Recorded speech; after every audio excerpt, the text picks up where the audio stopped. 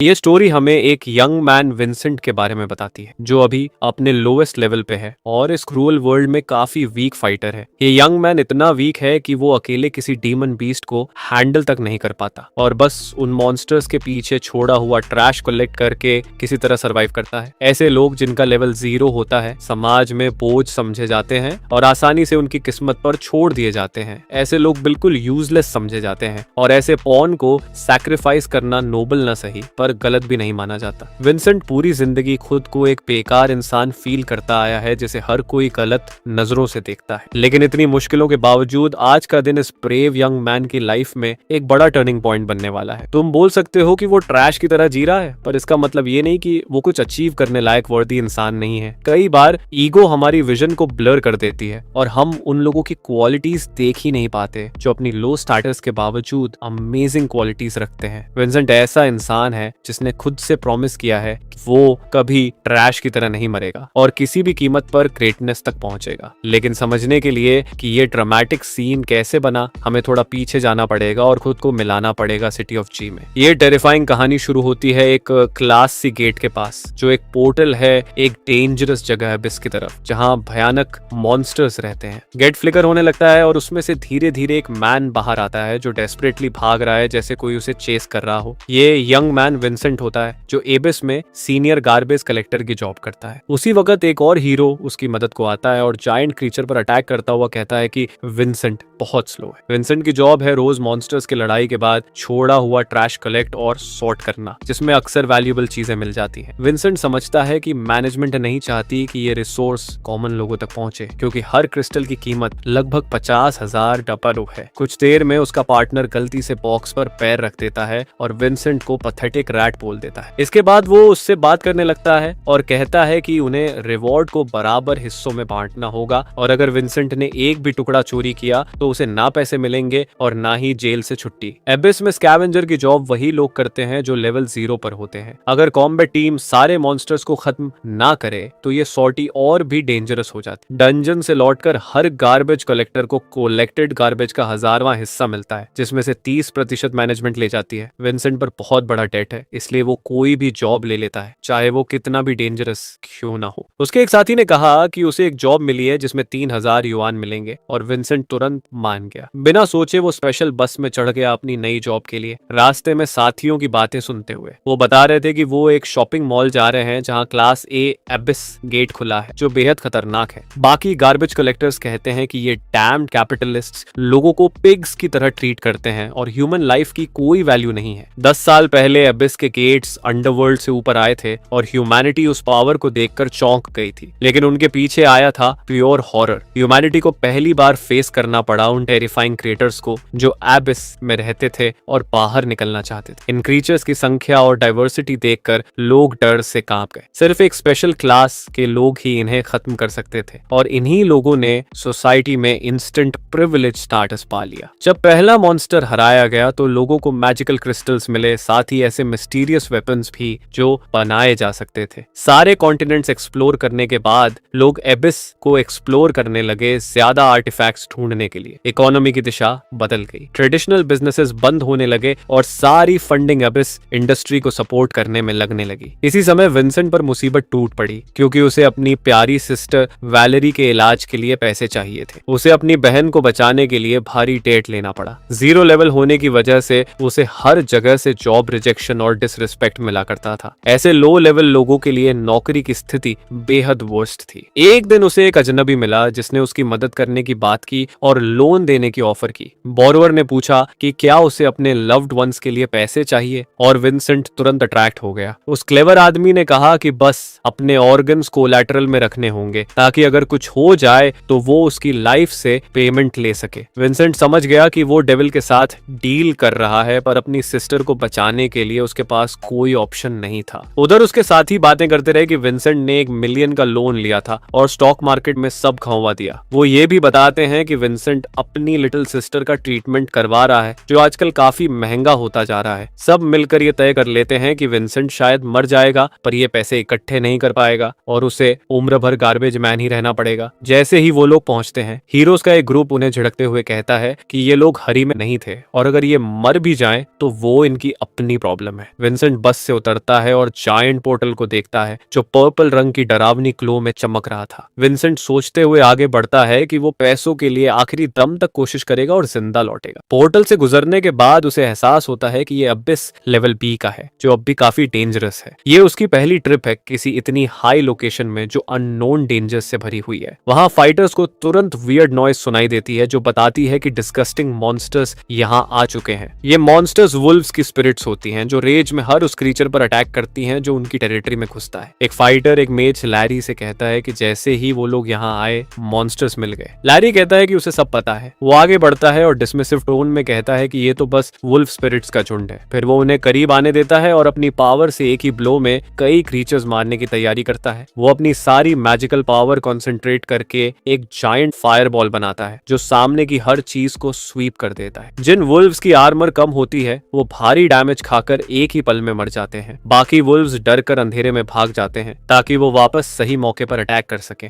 Vanguard अपने साथियों को वार्न करता है कि डेमन्स कभी भी अटैक कर सकते हैं, इसलिए सब अलर्ट रहें। उसका पार्टनर पूछता है कि उन्हें किस डेस्टिनेशन तक पहुंचना है। ग्रुप कमांडर कहता है कि उन्हें 5वीं मंजिल तक जाना है, पर तभी एक और फाइटर बताता है कि फ्लोर कई गुना वाइड और हाई हो चुका है। वन ऑफ द फाइटर्स बोलता है कि बाहर से सब नॉर्मल लग रहा है, पर यहाँ टाइम और स्पेस के लॉज बदल जाते हैं। इसके बाद वो सोचता है कि पिछले ग्रुप के ट्रेसेस कहाँ गए और स्कैवेंजर्स को बॉडीज ढूंढने का ऑर्डर देता है। साथ ही उन्हें डेंजर की वार्निंग भी देता है। लैरी नीचे बैठकर अपने शूलेसेस बांध रहा होता है और ग्रुप के बाकी मेंबर्स कहते हैं कि उन्हें गार्बेज मैन से कोई फर्क नहीं पड़ता क्योंकि वो दोनों तरफ से बेकार हैं। इसी बीच विंसेंट को कुछ अजीब साउंड सुनाई देते हैं और डर के मारे उसे ये भी नोटिस नहीं होता कि वो सीधा हंटिंग ग्रुप के एक मेंबर की तरफ चल रहा है। कुछ कदम बाद उसका पैर लैरी से टकरा जाता है जो अभी भी शूलेसेस बांधने में लगा था। बैलेंस ना रख पाने की वजह से विंसेंट ठंडे पत्थरों पर गिर जाता है और लैरी भी साथ में गिरकर गुस्से में बोलता है कि उसे देख के चलना चाहिए। विंसेंट माफी मांगता है लेकिन लैरी उसे सबक सिखाने की सोच लेता है। वो उसे पकड़कर कहता है कि उसे बहुत इरिटेशन होता है जब कोई डैम गार्बेज पर पैर रखता है। ग्रुप का लीडर लैरी को कहता है कि वो डिस्ट्रैक्ट ना हो क्योंकि उनके पास करने को काफी काम है और गार्बेज मैन पर अपनी ईगो दिखाने से कहीं इंपॉर्टेंट टास्क्स हैं। लैरी विंसेंट को गंदी नजर से देखता है, अपना पूरा इरिटेशन और हेट दिखाते हुए। फिर वो उसे जमीन पर फेंक कर बोलता है कि अगर विंसेंट जानता है कि वो ट्रैश है तो उसे उसके पास आना भी नहीं चाहिए। विंसेंट बस अपना कैप ठीक करता है और सोचता है कि लैरी भी एक एरोगेंट जर्क ही है जो खुद को बहुत बड़ा समझता है। लैरी बाकी गार्बेज मैन की तरफ देखकर सार्कास्टिक टोन में कहता है कि ये लोग तो ड्रीम टीम है और फिर अपने साथियों की तरफ मुड़ जाता है। विंसेंट समझता है कि लेवल 0 होने की वजह से सोसाइटी उन्हें बर्डन या ट्रैश बोलती है। पावर लेवल के आधार पर जो क्लास डिवाइड है वो बहुत क्रूएल रियलिटी दिखाता है। लेकिन विंसेंट के पास एक सीक्रेट है जो अगर सामने आ जाए तो सब लोग या तो शॉक हो जाएंगे या डर के मारे मर जाएंगे। असल में उसके पास बस एक लास्ट एक्सपीरियंस पॉइंट बचा है अगले लेवल पर जाने के लिए, जिससे वो खुद को काफी स्ट्रेंथन कर सकता है। कुछ देर बाद एक वुल्फ स्पिरिट अचानक उनके पीछे आ जाती है और बाकी स्कैवेंजर्स भाग जाते हैं क्योंकि उनके पास लड़ने के स्किल्स नहीं होते। विंसेंट उस वुल्फ स्पिरिट को देखकर हैरान होता है और नोटिस करता है कि बैटल ग्रुप का कोई भी मेंबर इस क्रीचर से लड़ने आगे नहीं बढ़ा। सिस्टम उसे नोटिफाई करता है कि इस क्रीचर की हेल्थ बहुत कम है और कुछ हिट से ही मर सकता है। विंसेंट तुरंत आसपास एक वेपन ढूंढने लगता है ताकि वो उससे लड़ सके। किस्मत से उसे कुछ लेवल 1 वुडन आइटम्स और एक छोटा वुडन स्टिक मिल जाता है। डर के बावजूद वो समझ जाता है कि क्रीचर क्रिटिकल हेल्थ में है और उसे अपना डाउट छोड़ना होगा। वो इक्विपमेंट उठाने के लिए आगे दौड़ता है और फाइट की तैयारी में फाइटिंग स्टांस ले लेता है, होपिंग कि उसे स्ट्राइक का सही मौका मिल जाए। एबिस के मॉन्स्टर्स की इंटेलिजेंस ज्यादा नहीं होती, उनके लिए विंसेंट बस एक प्रे है जो खुद उनके मुंह में आ रहा है। पर फिर भी ये वुल्फ स्पिरिट किसी भी इनएक्सपीरियंस्ड फाइटर के लिए बेहद डेंजरस ओपोनेंट है। विंसेंट तेजी से आगे बढ़कर मॉन्स्टर के सिर पर एक जोरदार अटैक करता है। वो खुश होकर उछल जाता है लेकिन सिस्टम बताता है कि उसकी वीक इक्विपमेंट की वजह से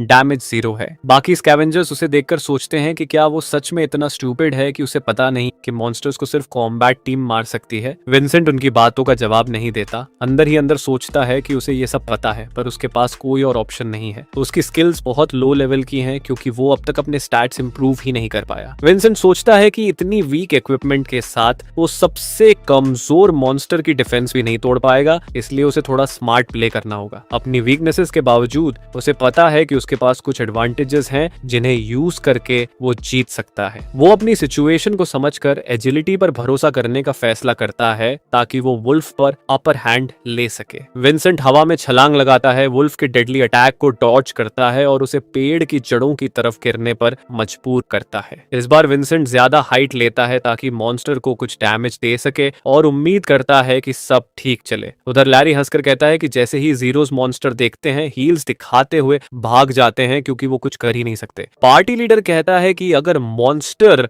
वीक है तो थोड़ा लक मिल जाता है, पर डीमन बीस्ट्स के साथ ये पॉसिबल नहीं है। वो ये भी जोड़ता है कि सबसे एक्सपेंसिव आइटम्स वो खुद रखेंगे और बाकी गार्बेज कलेक्टर्स को मिलेगा। तभी एक फाइटर बॉस को बताता है कि शायद एक मॉन्स्टर बच गया है और एस्केलेट्स की तरफ इशारा करता है। कॉम्बैट टीम ध्यान देकर सुनती है और उनको वहां से लाउड स्क्रीम सुनाई देती है। वहां एक डीमन बीस्ट एक्टिव है। लैरी लेजिली उधर बढ़ता है और कहता है कि उस जगह का सारा पर्पल गियर उसी का होगा। इसी बीच विंसेंट की लाइफ एंड डेथ फाइट में चीजें उसके हिसाब से नहीं चलती। वो हग वुल्फ डीमन उसके अटैक को टॉर्च कर लेता है और विंसेंट पर जंप करके उसके शोल्डर में अपने दांत गड़ा देता है ताकि उसे मोबिलाइज कर सके। विंसेंट अपने शरीर पर लग रहा इनक्रेडिबल डैमेज महसूस करता है, लेकिन उसी वक्त उसके अंदर डिटर्मिनेशन की एक नई लहर उठती है। वो स्टिक का शार्पन्ड हिस्सा पकड़कर चिल्लाता है कि वो कभी मिजरेबल मरने वाला नहीं है और स्ट्राइक की तैयारी करता है। मॉन्स्टर को रिएक्ट करने का मौका नहीं मिलता और विंसेंट सटीक वार करते हुए शार्पन्ड स्टिक उसकी आंख में घुसा देता है। सिस्टम तुरंत नोटिफाई करता है कि उसने फेटल ब्लो मारा है और वुल्फ स्पिरिट को खत्म कर दिया है। जायंट वुल्फ का कॉर्प्स उसके पैरों के पास गिरता है और विंसेंट कुछ पल शॉक में खड़ा रहता है, यकीन नहीं कर पाता कि वो जीत गया। थोड़ी देर बाद वो गहरी सांस लेता है और ताकत वापस लाने लगता है। खुशी धीरे धीरे उसके अंदर भरने लगती है। उसके चेहरे पर एक विकेट स्माइल फैल जाती है, उसके लिप से बहते खून के साथ मिक्स होती हुई। कन्विंस होकर कि वो सच में जीत गया है, वो जोर से विक्ट्री क्राई निकालता है। तभी लैरी लौट कर आता है, वही जिसे बाकी स्कैवेंजर्स को ढूंढने भेजा गया था। वो घमंड से बोलता है कि लगता है एक लोन हॉर्स ने भी एक लो लेवल वुल्फ को मार लिया। फिर वो विंसेंट को कपड़ों से पकड़कर पूछता है कि क्या वो खुद को हीरो समझ रहा है, उसे सुसाइड अटेम्प्ट का आरोपी बनाते हुए। वो कहता है कि वो उसे यहाँ उसकी लाश उठाने नहीं आए हैं, पर विंसेंट बस मुस्कुराता है। विंसेंट याद दिलाता है कि लेवल 1 पर पहुंचते ही कोई भी कॉम्बैट ग्रुप में ज्वाइन हो सकता है और स्पेशलिटी भी मिल सकती है जो उसकी लाइफ बदल सकती है, पर इसके लिए एक्सपीरियंस पॉइंट्स कमाने पड़ते हैं क्योंकि 0 प्लेयर्स डीमन बीस्ट्स को नहीं मार सकते। लेकिन विंसेंट ने ये तरीका ढूंढ लिया था, वो भी सालों से अपनी जान रिस्क करके। वो वुंडेड मॉन्स्टर्स को ढूंढता था और उन्हें फिनिश करके धीरे धीरे एक्सपीरियंस पॉइंट्स कलेक्ट करता गया। स्कैवेंजर की जॉब में इतना टाइम बिताने के बाद उसने काफी एक्सपीरियंस जमा कर लिया था और आज वो अंतिम पॉइंट भी मिल गया। डेमन बीस्ट को मारकर विंसेंट को वो फाइनल एक्सपीरियंस पॉइंट मिल गया जिसकी उसे लेवल अप होने के लिए जरूरत थी। Now he finally reaches 100% experience to level up and change his destiny. Vincent satisfaction से बोलता है कि यही एक तरीका था एक्सपीरियंस पॉइंट्स लेने का और उसने इससे एक कदम भी डिविएट नहीं किया है। इसके बाद वो स्माइल करता है और बोलता है कि फाइनली उसके आइडियल कंडीशंस जिसका वो इतने टाइम से वेट कर रहा था वो फुलफिल हो गए। लैरी विंसेंट को शॉक में देखता है, उसे लिटिल टे बोलकर पूछता है कि क्या वो सच में लेवल अप कर पाया है। विंसेंट को एक अलग ही लेवल की स्ट्रेंथ फील होती है और सिस्टम उसे फाइनली लेवल 1 पर पहुंचने की बधाई देता है। पर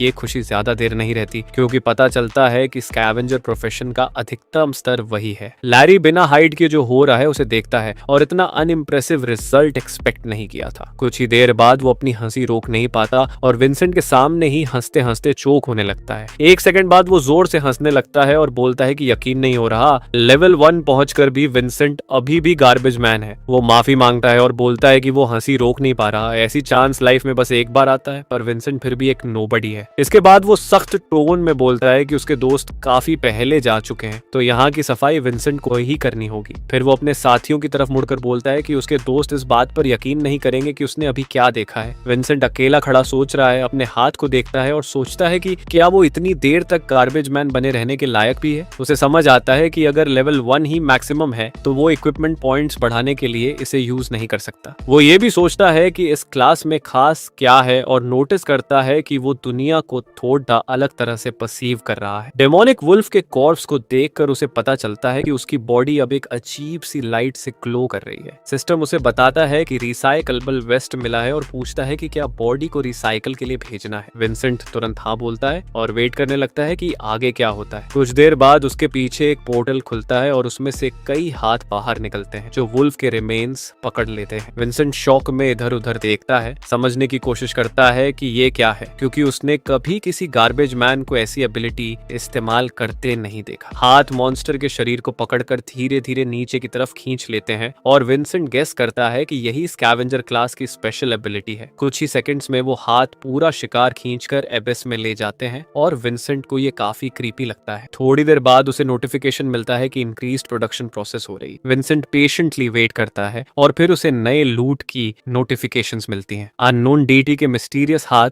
उसे फैंटम डैश नाम का स्किल और 3 इक्विपमेंट पॉइंट्स दे देते हैं। विंसेंट शॉक्ड है कि ऐसी चीजों से भी लेवल अप किया जा सकता है। वो सिस्टम समरी खोलता है और एबिलिटी को ध्यान से इंस्पेक्ट करता है। उसे पता चलता है कि स्किल को यूज करने के लिए 3 डेक्सटेरिटी पॉइंट्स चाहिए। वो तुरंत डिसीजन लेता है और इक्विपमेंट पॉइंट्स को डेक्सटेरिटी में कन्वर्ट कर देता है। सिस्टम बताता है कि फैंटम डैश यूज करने के सारे कंडीशंस पूरे हो चुके हैं और पूछता है कि क्या वो स्किल सीखना चाहता है। विंसेंट तुरंत हाँ करता है और उसके पास एक ग्रीनिश चमकती एनर्जी आती है जो उसकी बॉडी को कवर कर लेती है। विंसेंट एनर्जी को अपने अंदर फील करता है। उसका कॉन्शियसनेस और कुछ फिजिकल पैरामीटर चेंज होते हैं, पर ये फीलिंग जल्दी गायब हो जाती है और वो आंखें खोलकर देखता है कि वो बाहर से लगभग पहले जैसा ही है। अपने हाथ पैर देखकर वो पूछता है बस इतना ही। तभी लैरी दूर से चिल्लाकर उसे बुलाता है और विंसेंट बोलता है कि वो आ रहा है। ये कहते ही वो फैंटम डैश ट्राई करने का फैसला करता है और दौड़ पड़ता है। पीछे बस हवा और उड़ती धूल छोड़ता हुआ। उसकी स्पीड इतनी बढ़ती है कि वो डर के मारे चीख भी देता है। इतनी तेज दौड़ में वो सामने आ रही चीजें समझ ही नहीं पाता और पहले ही ट्राई में एक उभरे हुए पत्थर से ठोकर खाकर गिर जाता है। पत्थर पर गिरने की डल आवाज फैलती है और विंसेंट हल्की लेकिन इरिटेटिंग चोटों से कराहता है। वो सोचता है कि क्या पहले कभी कोई इंसान ऐसा स्किल लेकर फर्स्ट ट्राई में इसे सही कर पाया होगा। सिस्टम तुरंत बताता है कि गोस्ट रश स्किल अभी चार्ज हो रहा है और विंसेंट बोलता है कि उसे इससे कोई सरप्राइज नहीं हुआ। इसके बाद वो उठकर अपने कपड़ों की धूल झाड़ता है ताकि कम से कम नॉर्मल लगे। फिर वो आसपास देखने लगता है कि उसे क्या काम करना है, पर ध्यान से देखते ही वो शॉक में रुक जाता है क्योंकि अब उसे ऐसी चीजें दिख रही हैं जो पहले नहीं दिखती थी। मेन कैरेक्टर को सामने बड़ी संख्या में मरे हुए वुल्व्स दिखते हैं जिन्हें प्रोसेस करके बहुत सारा लूट मिल सकता है। विंसेंट अपने मिस्टीरियस साथियों को बुलाता है और बोलता है कि स्कैवेंजर्स सच में एक कूल क्लास है। विंसेंट रिसाइकलिंग शुरू करता है और ढेर सारे गियर पॉइंट्स कमा लेता है जिन्हें बॉडी एनहांस करने में यूज किया जा सकता है। कुछ समय बाद पॉइंट्स कम होने लगते हैं और विंसेंट नोटिस करता है कि उसे अभी कोई नई एबिलिटी नहीं मिली। वो सोचता है कि क्या नए मॉन्स्टर को रिसाइकल करना चाहिए एबिलिटी पाने के लिए और मिस्टीरियस हैंड सिग्नल करते हैं कि उसका गेस सही है। स्टैट्स चेक करने पर पता चलता है कि उसके पास 111 पॉइंट्स हैं जिन्हें वो अपनी मेन स्किल्स में डिस्ट्रीब्यूट कर सकता है। विंसेंट सोचता है कि किस स्किल को प्रायोरिटी दे क्योंकि उसे नहीं पता कि अगली बार पॉइंट्स कब मिलेंगे। कुछ मिनट सोचने के बाद वो समझता है कि अभी उसके पास सिर्फ एक ही रास्ता है। वो डिसाइड करता है कि सारे पॉइंट्स इक्वली डिस्ट्रीब्यूट करेगा ताकि वो हर चीज में थोड़ा थोड़ा अच्छा बन सके। अब उसकी हर स्टैट लेवल 20 हो जाती है जो लेवल 1 कैरेक्टर के लिए काफी इंप्रेसिव है। उधर कॉम्बैट टीम फ्लोर्स को क्लियर कर रही है और वॉरवुल्फ्स को एक एक करके मार रही है। ये मॉन्स्टर्स लो लेवल हैं, ज्यादा खतरा नहीं देते, इसलिए जल्दी खत्म हो जाते हैं। ग्रुप लीडर लैरी के पास आकर कहता है कि उसे नहीं पता था कि गार्बेज मैन भी लेवल अप कर सकता है और ऐसी प्रोफेशन ले सकता है। एक पार्टनर कहता है कि हर साल 3 हिडन प्रोफेशंस ऐड होती हैं लेकिन वैल्यूएबल वैकेंसीज की रैंकिंग कभी नहीं बदलती। लैरी बोलता है कि विंसेंट लेवल 1 है और वही उसका मैक्सिमम है, मतलब ज्यादा कुछ चेंज नहीं हुआ। लीडर बोलता है कि उनके पास इस पर टाइम वेस्ट करने का मौका नहीं है और उन्हें आगे बढ़ना होगा। रास्ते में आसपास देखते हुए कॉमरेड्स कहते हैं कि वो लीडर से एग्री करते हैं क्योंकि सीलिंग का होल धीरे धीरे बंद हो रहा है। अचानक एक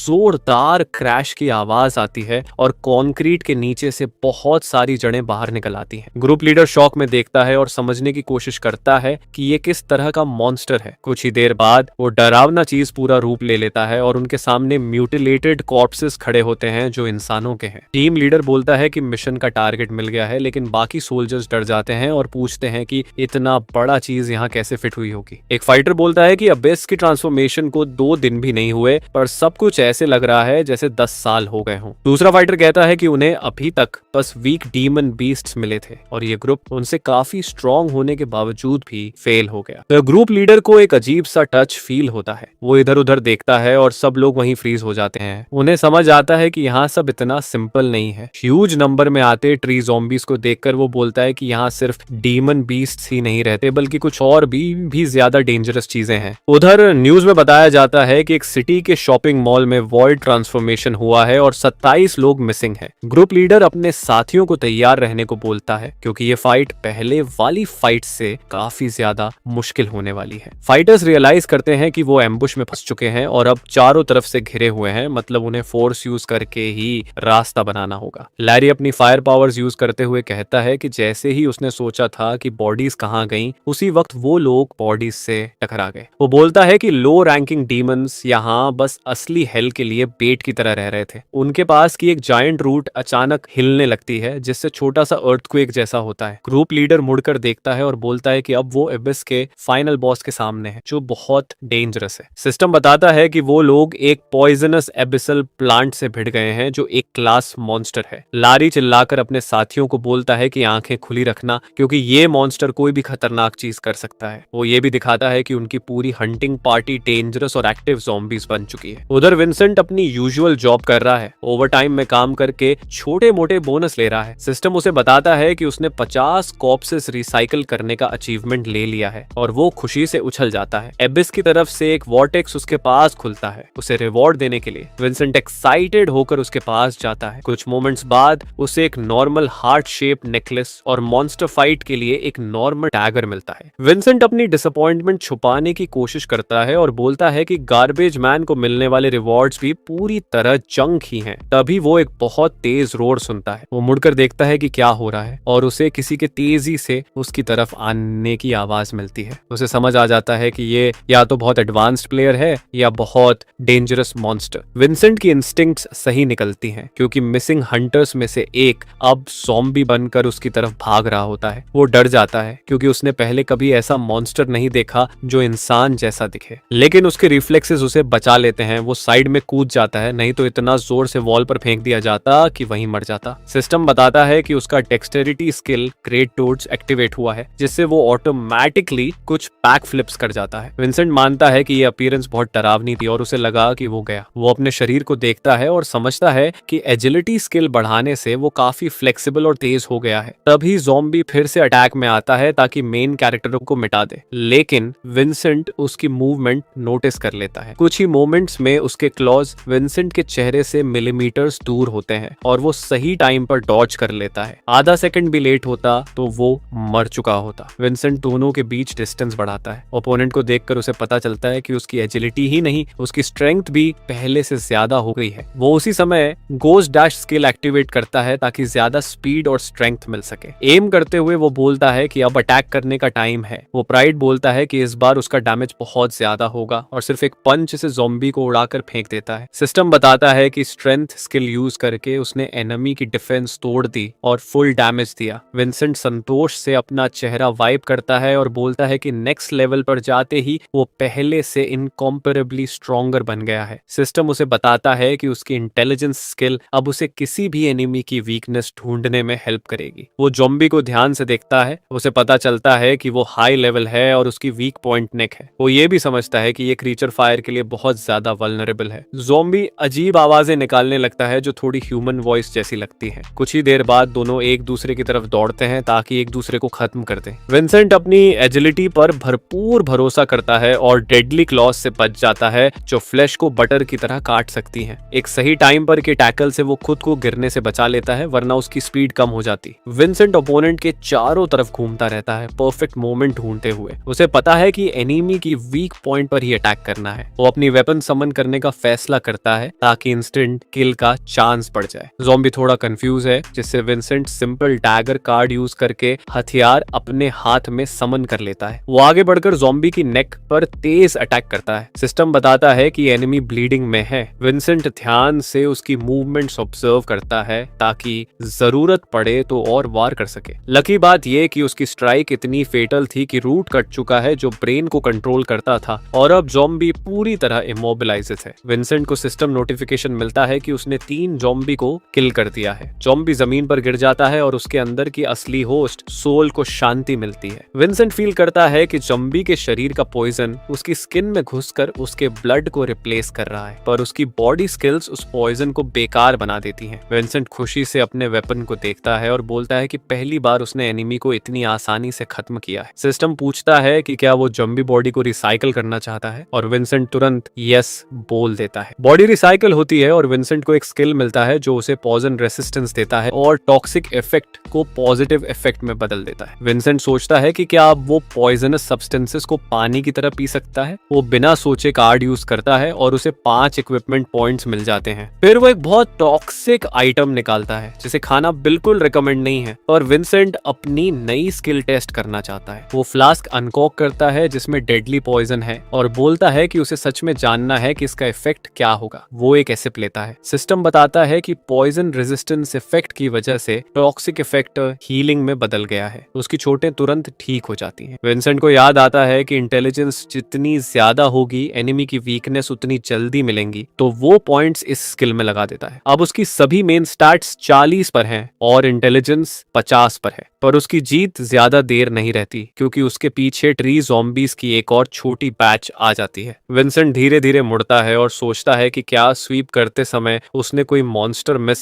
कर दिया था, लेकिन जो वो देखता है उससे वो तुरंत सीरियस हो जाता है और समझ जाता है कि उसे अपनी बैटल टैक्टिक्स बदलनी होंगी क्योंकि अब उसके सामने इतने मॉन्स्टर्स हैं जो कुछ ही सेकंड्स में उसे मिटा सकते हैं। विंसेंट बोलता है कि शायद उसे यहाँ से दूर चले जाना चाहिए, लेकिन उसे वही वर्ड्स रोक देते हैं जिन्होंने उसे पहले हर्ट किया था। उसे रियलाइज होता है कि सब उसे एक बेकार, किसी काम के नहीं, ऐसा पैथेटिक इंसान समझते थे, लेकिन अब ऐसा नहीं है। विंसेंट फैसला करता है कि वो इन प्रॉब्लम से भागेगा नहीं और अपनी स्वॉर्ड को और टाइट पकड़कर कहता है कि अब वो सबको दिखाएगा कि वो रियल में कौन है। अपनी डेटी को बुलाते हुए वो आगे रश करता है, बोलते हुए कि अब वो किसी को भी खुद पर नीचे देखने नहीं देगा। उधर बैटल ग्रुप उन बाकी फाइटर्स से लड़ रहा है जो ज़ॉम्बीज बन चुके हैं और इस लड़ाई में गिर गए थे। दूसरे फाइटर्स से बने ज़ॉम्बीज नॉर्मल सिटीजन्स की तुलना में बहुत ज्यादा सीरियस फाइट कर रहे हैं। ग्रुप का लीडर कहता है कि ये लोग भले ही कॉर्प्सेस हैं लेकिन फिर भी काफी जबरदस्त और स्ट्रांगली लड़ रहे हैं। उसे ये भी समझ आ रहा है कि कार्निवोरस प्लांट अभी भी मौजूद है और उससे डील करना पड़ेगा,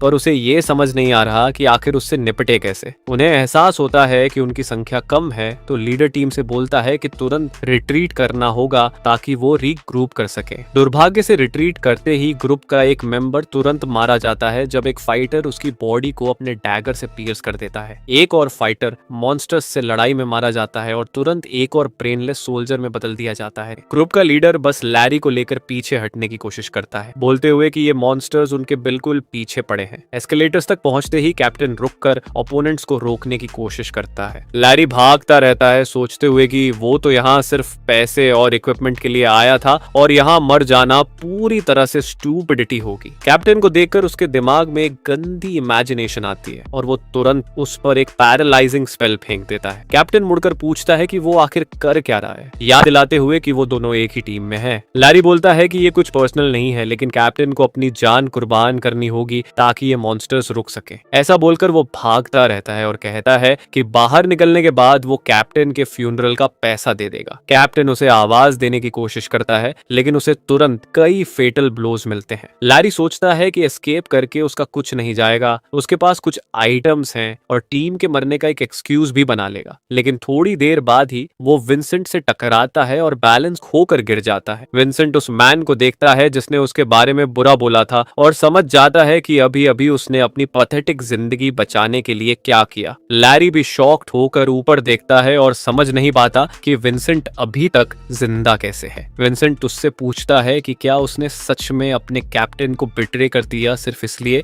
कि वो भाग सके बिना उसे बचाने की कोशिश किए। लैरी नीचे देखता है और विंसेंट के पीछे ढेर सारे मॉन्स्टर्स को प्रोसेस होते हुए देखता है। वो शॉक में पूछता है कि क्या विंसेंट ने ये सब किया है। ये सोच भी नहीं पा रहा कि इतना पैथेटिक दिखने वाला मैन इतने ज़ॉम्बीज को कैसे मार सकता है। लेकिन लैरी के दिमाग में एक नया इविल प्लान बन रहा होता है क्योंकि उसे पता है कि विंसेंट उसे एक्सपोज कर देगा। तुरंत वो एक जोरदार किक मारता है और कहता है कि विंसेंट को खुद को इन क्रीचर्स को खिलाकर स्ट्रॉन्गर बनना चाहिए। लेकिन विंसेंट ने अपने स्किल्स काफी अपग्रेड कर लिए होते हैं, इसलिए ये वीक अटैक ब्लॉक हो जाता है और उल्टा अटैकर को ही लग जाता है। लैरी दर्द से गिर जाता है और विंसेंट से पूछता है कि उसने क्या किया, उसे चलते फिरते ट्रैश का टुकड़ा बोलते हुए। विंसेंट उसे स्कमबैग कहता है और बोलता है कि ट्रेटर होना पैथेटिक ट्रैश होने से भी बदतर है। हाथ लैरी की तरफ पड़ जाते हैं। लैरी भागने की कोशिश करता है, लेकिन उसके पैर पकड़कर उसे एबिस की तरफ घसीटा जाता है। सिस्टम बताता है कि रिसाइकलिंग प्रोसेस शुरू हो गया है, लेकिन लैरी की बॉडी अभी भी एबिस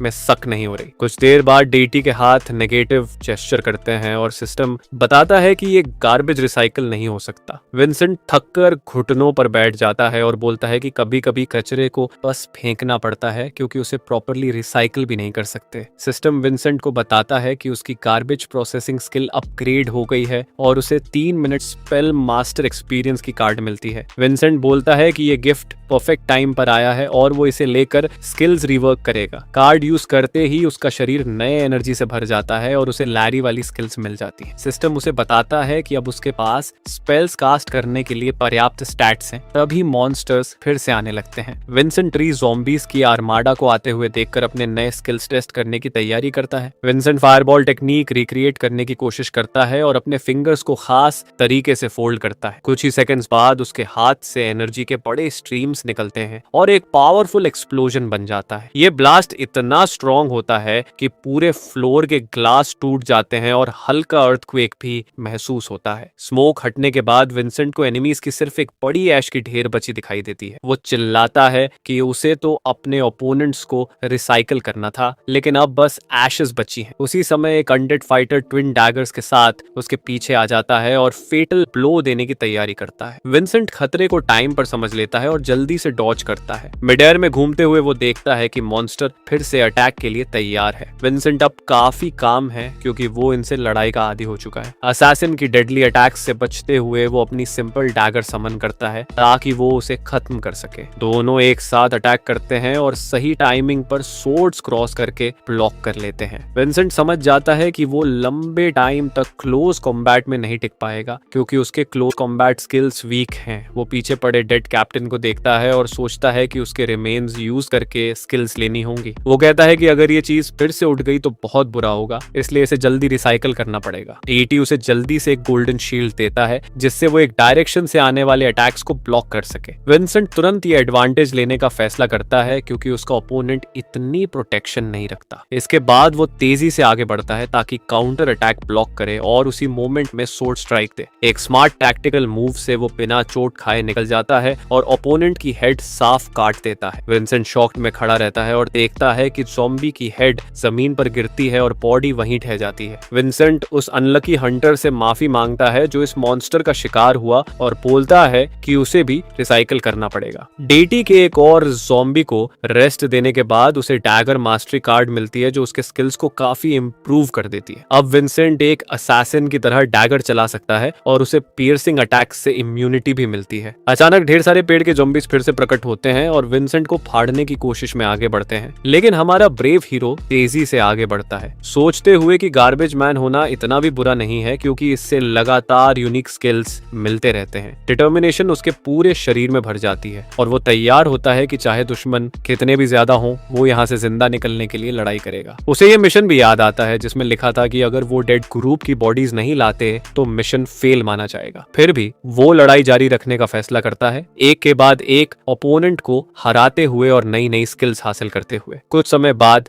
एक अननोन शख्स एक ऑर्गेनाइजेशन से कांटेक्ट करता है और कहता है कि उसे इस गेम के रूल्स ठीक से समझ नहीं आ रहे। उससे पूछा जाता है कि उन्होंने फाल्कन स्क्वाड की बॉडीज ढूंढी या नहीं, जिस पर वो बोलता है कि हाँ, बॉडीज मिली थी, लेकिन वो ऑलरेडी प्रोसेस्ड थी। उनसे पूछा जाता है ये प्रोसेस्ड का मतलब क्या है, तो वो बताता है कि वहाँ एक यंग मैन था, उसकी अमेजिंग एबिलिटीज देखकर लगता है। अननोन शख्स के मुताबिक इस मैन में ऐसी एबिलिटीज थी कि उसने पूरी ग्रुप की बॉडीज को अबिस में खींचकर उन्हें डिवॉर करा दिया। वो इंसान कोई और नहीं बल्कि लैरी निकलता है, जिसने खुद की बनाई हुई वर्जन बताने के लिए स्पेशल एजेंसी से कांटेक्ट किया। चीफ खुद इंटरोगेशन रूम में आता है ताकि अपनी सफाई दे सके और अपने लिए एक स्टेबल एलिबाई बना बना सके। स्टाफ उसे बताते हैं कि वो अकेला सर्वाइवर है और जिस आदमी का वो जिक्र कर रहा है वो एग्जिस्ट ही नहीं करता। वो ये भी कहते हैं कि लैरी का लेवल गिरकर लेवल 1 हो गया था जब वो मिला, और लैरी कहता है कि उसी आदमी ने उसकी एबिलिटीज रीवर्क कर दी थी। लैरी एक्सप्लेन करने की कोशिश करता है कि वो मैन असल में ट्रैश मैन था, लेकिन उसे तुरंत रियलाइज होता है कि ये बोलना कितना स्टूपिड लग रहा है। स्टाफ बताते हैं कि लैरी का एबिसल एनर्जी कॉन्टामिनेशन बहुत हाई है, इसलिए उसे हेलुसिनेशंस हो सकती हैं। उधर विंसेंट सारे मैजिक क्रिस्टल्स ब्लैक मार्केट में बेचने का सोचता है, लेकिन उसे सिर्फ 1/3 प्राइस मिलती है। इतनी हैवी टैक्स के बाद भी उसके पास बस इतना आता है कि वो अपने डेट्स चुका सके। विंसेंट ये भी समझ जाता है कि उसे लो प्रोफाइल में रहना पड़ेगा, क्योंकि उसने एक हिडन प्रोफेशन अवेकन किया है और पकड़ा गया तो उसे स्टडी करना शुरू कर देंगे। इसलिए वो फैसला करता है कि जब तक वो आजाद है, जितना पैसा कमा सकता है कमाएगा, चाहे कॉस्ट कुछ भी हो। इसके बाद वो खुद को एक नए बैटल ग्रुप में पाता है जो अनाउंस करता है कि वो एक नए एबिसल पोर्टल में जाने वाले हैं। डिस्ट्रीब्यूटर बोलता है कि उसे सबसे ब्रेव और स्ट्रॉन्गेस्ट लोग चाहिए। विंसेंट आगे बढ़कर बोलता है कि शायद वो इस रोल के लिए ठीक रहेगा। उससे पूछा जाता है कि उसका लेवल क्या है, और वो मजबूरी में कन्फेस करता है कि वो लेवल 1 स्कैवेंजर है, जिससे सब हैरान हो जाते हैं। डिस्ट्रीब्यूटर जोर से हंसता है और कहता है कि ऐसा लूजर सिर्फ करेज के बल पर ही यहाँ खड़ा हो सकता है, और उसे दूर जाने को कहता है। विंसेंट मन में सोचता है कि यही तो उसका प्लान है, क्योंकि साइड किक बनकर वो बॉडीज को सीक्रेटली प्रोसेस कर सकता है। तभी अचानक एक अननोन लड़की बीच में बोल पड़ती है और कमांड देते हुए कहती है कि डिस्ट्रीब्यूटर विंसेंट को जाने दे।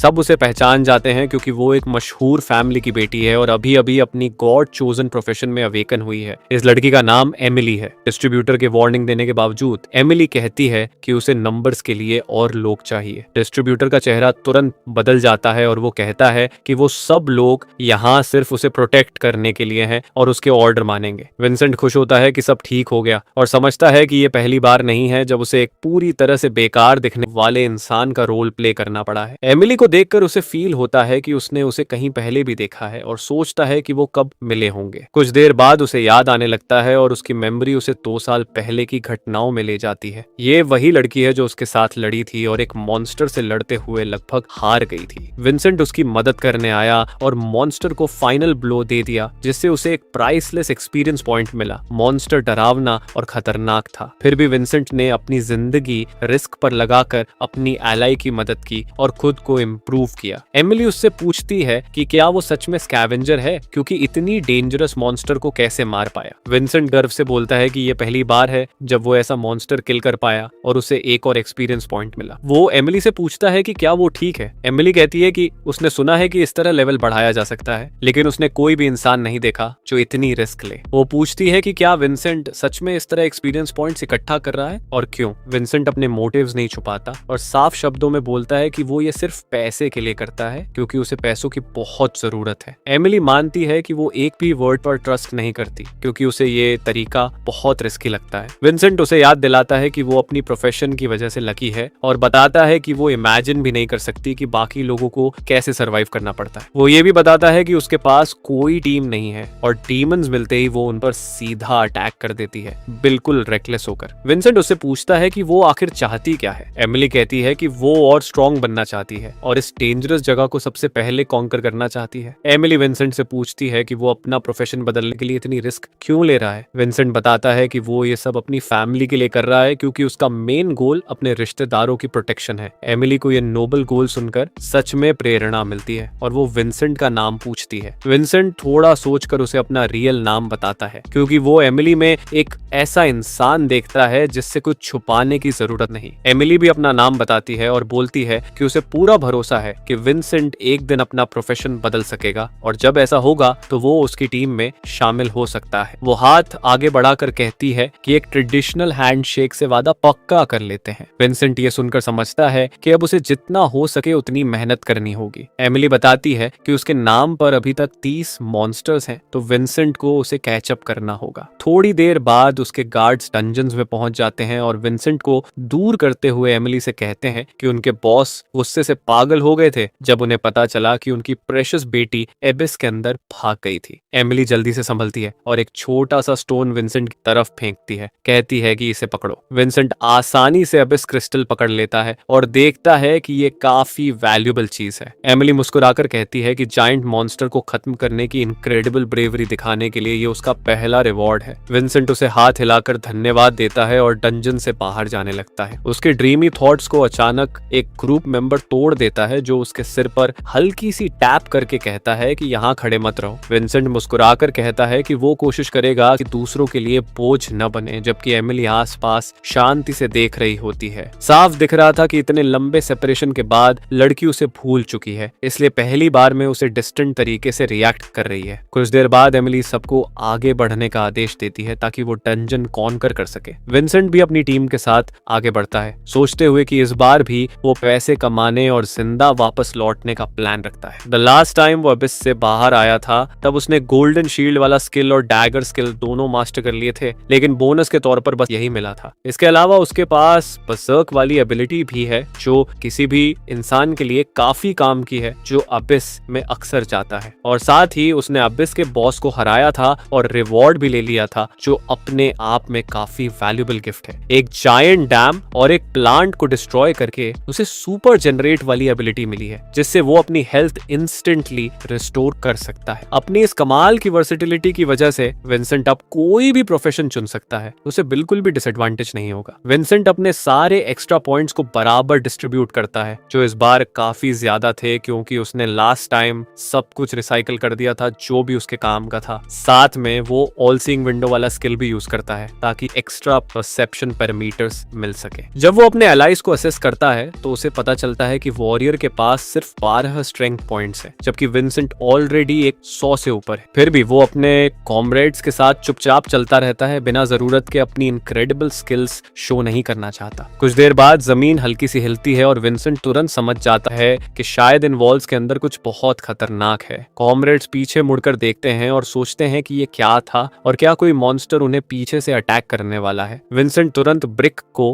वापस फिट कर देता है और कहता है कि ये पूरी अंडरग्राउंड स्ट्रक्चर थोड़ी अनस्टेबल है, फिर हल्का सा हंस देता है। अचानक एक फाइटर चिल्लाता है कि उसने एक चेस्ट ढूंढा है जो काफी रेयर चीज है। वो जल्दी समझ जाते हैं कि ये चेस्ट हाई लेवल का है, यानी बिना डैगर मास्टर के ये ओपन नहीं होगा। विंसेंट थोड़ा आगे बढ़कर कहता है कि वो इस चेस्ट को ट्राई कर सकता है क्योंकि उसके पास थोड़े स्किल्स हैं। उसके साथ वाले लोग उसे आगे बढ़ने देते हैं। विंसेंट जल्दी से लॉक पिक करना शुरू करता है और कुछ ही सेकंड्स में चेस्ट ओपन कर देता है, मन ही मन सोचते हुए कि इस स्ट्रक्चर को तोड़ना कितना इजी था। उसका कॉमरेड कहता है कि सिर्फ लेवल 4 से ऊपर वाला डैगर मास्टर ही ऐसे लॉक्स तोड़ सकता है, जिस पर विंसेंट कैजुअली जवाब देता है कि स्कैवेंजर्स भी ये कर सकते हैं। फाइटर्स कहते हैं कि चेस्ट का सामान मिशन के बाद बांटा जाएगा और स्क्वाड आगे बढ़ती है। थोड़ी देर बाद विंसेंट अपने एक साथी को रोकता है और कहता है कि आगे कुछ डेंजरस लग रहा है। वो कुछ कदम आगे जाकर एक स्मॉल पेबल फेंकता है जो दीवारों से टकराकर उछलता है। सेकंड्स में वॉल्स हिलती हैं और रेजर शार्प स्पाइक्स बाहर निकल आते हैं। पार्टनर विंसेंट से पूछता है कि क्या वो सच में न्यूबी है, जिस पर वो हंसकर कहता है कि वो एक्सपीरियंस्ड गार्बेज मैन है और ऐसी ट्रैप्स उसे पहले भी बहुत मिले हैं। एमिली बस उसे देखती रहती है, अभी भी कुछ बोलती नहीं, और ऐसा लगता है जैसे वो गहरी सोच में है। बाकी ग्रुप विंसेंट की स्किल्स देखकर काफी इंप्रेस हो जाता है, जबकि विंसेंट सोचता है कि ये ट्रैप वो अपने हाई इंटेलिजेंस की वजह से समझ पाया। एक प्लेयर उसे रिवॉर्ड देता है जो एक ब्रोकन हेड है, जो सिर्फ लेवल 1 पर यूज हो सकता है। विंसेंट सोचता है कि उसके एलाइज अभी भी उसे यूजलेस समझते हैं, फिर आगे बढ़ जाता है। कुछ देर बाद वो एक बड़ी रूम में पहुंचते हैं। सिस्टम बताता है कि ये रिवॉर्ड रूम है, यहाँ कोई मॉन्स्टर नहीं है, बस ट्रैप्स पास करने के रिवॉर्ड हैं। एमिली कहती है कि अभी खुश होने का टाइम नहीं है, ये ट्रैप भी हो सकता है। वॉरियर बस एक स्टोन स्लैब देखकर बोलता है कि यही रिवॉर्ड है। वो बिना सोचे समझे स्लैब को उठाता है और कहता है कि अब चलो घर चलते हैं, लेकिन तुरंत ही उस बोल से ब्लड फाउंटेन फूटने लगता है और सिस्टम बताता है कि ब्लड टेस्ट शुरू होने वाला है। एमिली अपने एलाई को इडियट बोलती है और कहती है कि ये रिवॉर्ड रूम नहीं बल्कि फूल्स के लिए ट्रैप है। डेंस फॉग में से एक ब्लडी नाइटमेयर नाम का भयानक क्रीचर बाहर आता है जिसकी स्ट्रेंथ बहुत ज्यादा है। एमिली अपना वेपन निकालती है और दूसरों को पीछे हटकर फाइट करने के लिए तैयार रहने को कहती है। कुछ ही मोमेंट्स में वो लोग कई सारे छोटे मॉन्स्टर्स से घिर जाते हैं जो नाइटमेयर के मिनियंस हैं। विंसेंट सोचता है कि उसे अपनी असली स्ट्रेंथ का बस 25% यूज करना है ताकि किसी को उसके सीक्रेट का शक ना हो। वो अपनी रिंग यूज करता है जिससे वो अपने स्टैट्स को कम कर सकता है जो टेम्पररी होता है। मॉन्स्टर्स ग्रुप की तरफ बढ़ते हैं तो विंसेंट स्कैवेंजर स्पिरिट वाला स्किल यूज करता है और अपने स्टैट्स बढ़ाता है। बाकी टीम भी अपनी पूरी कोशिश करती है। एमिली भी अपने विरोधियों को आसानी से खत्म कर देती है। फिर वो विंसेंट की तरफ देखकर हैरान हो जाती है क्योंकि विंसेंट ने नाइटमेयर स्पॉन को सिर्फ एक ही हिट में मार दिया था, वो भी स्टैट्स रिड्यूस होने के बावजूद। एमिली उसे ध्यान से देखती रहती है, तभी एक मॉन्स्टर मॉन्स्टर उसकी तरफ अटैक करता है, पर वो बिल्कुल भी नहीं घबराती। बिना मूव किए वो एक फास्ट और डेडली स्वॉर्ड स्विंग से उस मॉन्स्टर को काट देती है। बर्ज़र्कर देखता है कि मॉन्स्टर्स एक ही हिट में फट जा रहे हैं और उसे सब कुछ बहुत सस्पिशियस लगता है। नाइटमेयर क्रीचर्स इंसानों जैसा रूप लेकर उनके स्किल्स को कॉपी करने लगते हैं। हर डेथ से वो और स्ट्रॉन्ग होते जाते हैं। सॉर्सरेस बर्ज़र्कर की तारीफ करती है कि वो अच्छा लड़ रहा है, लेकिन तभी एक और नाइटमेयर क्रीचर अचानक प्रकट होता है। बर्ज़र्कर समझ नहीं पाता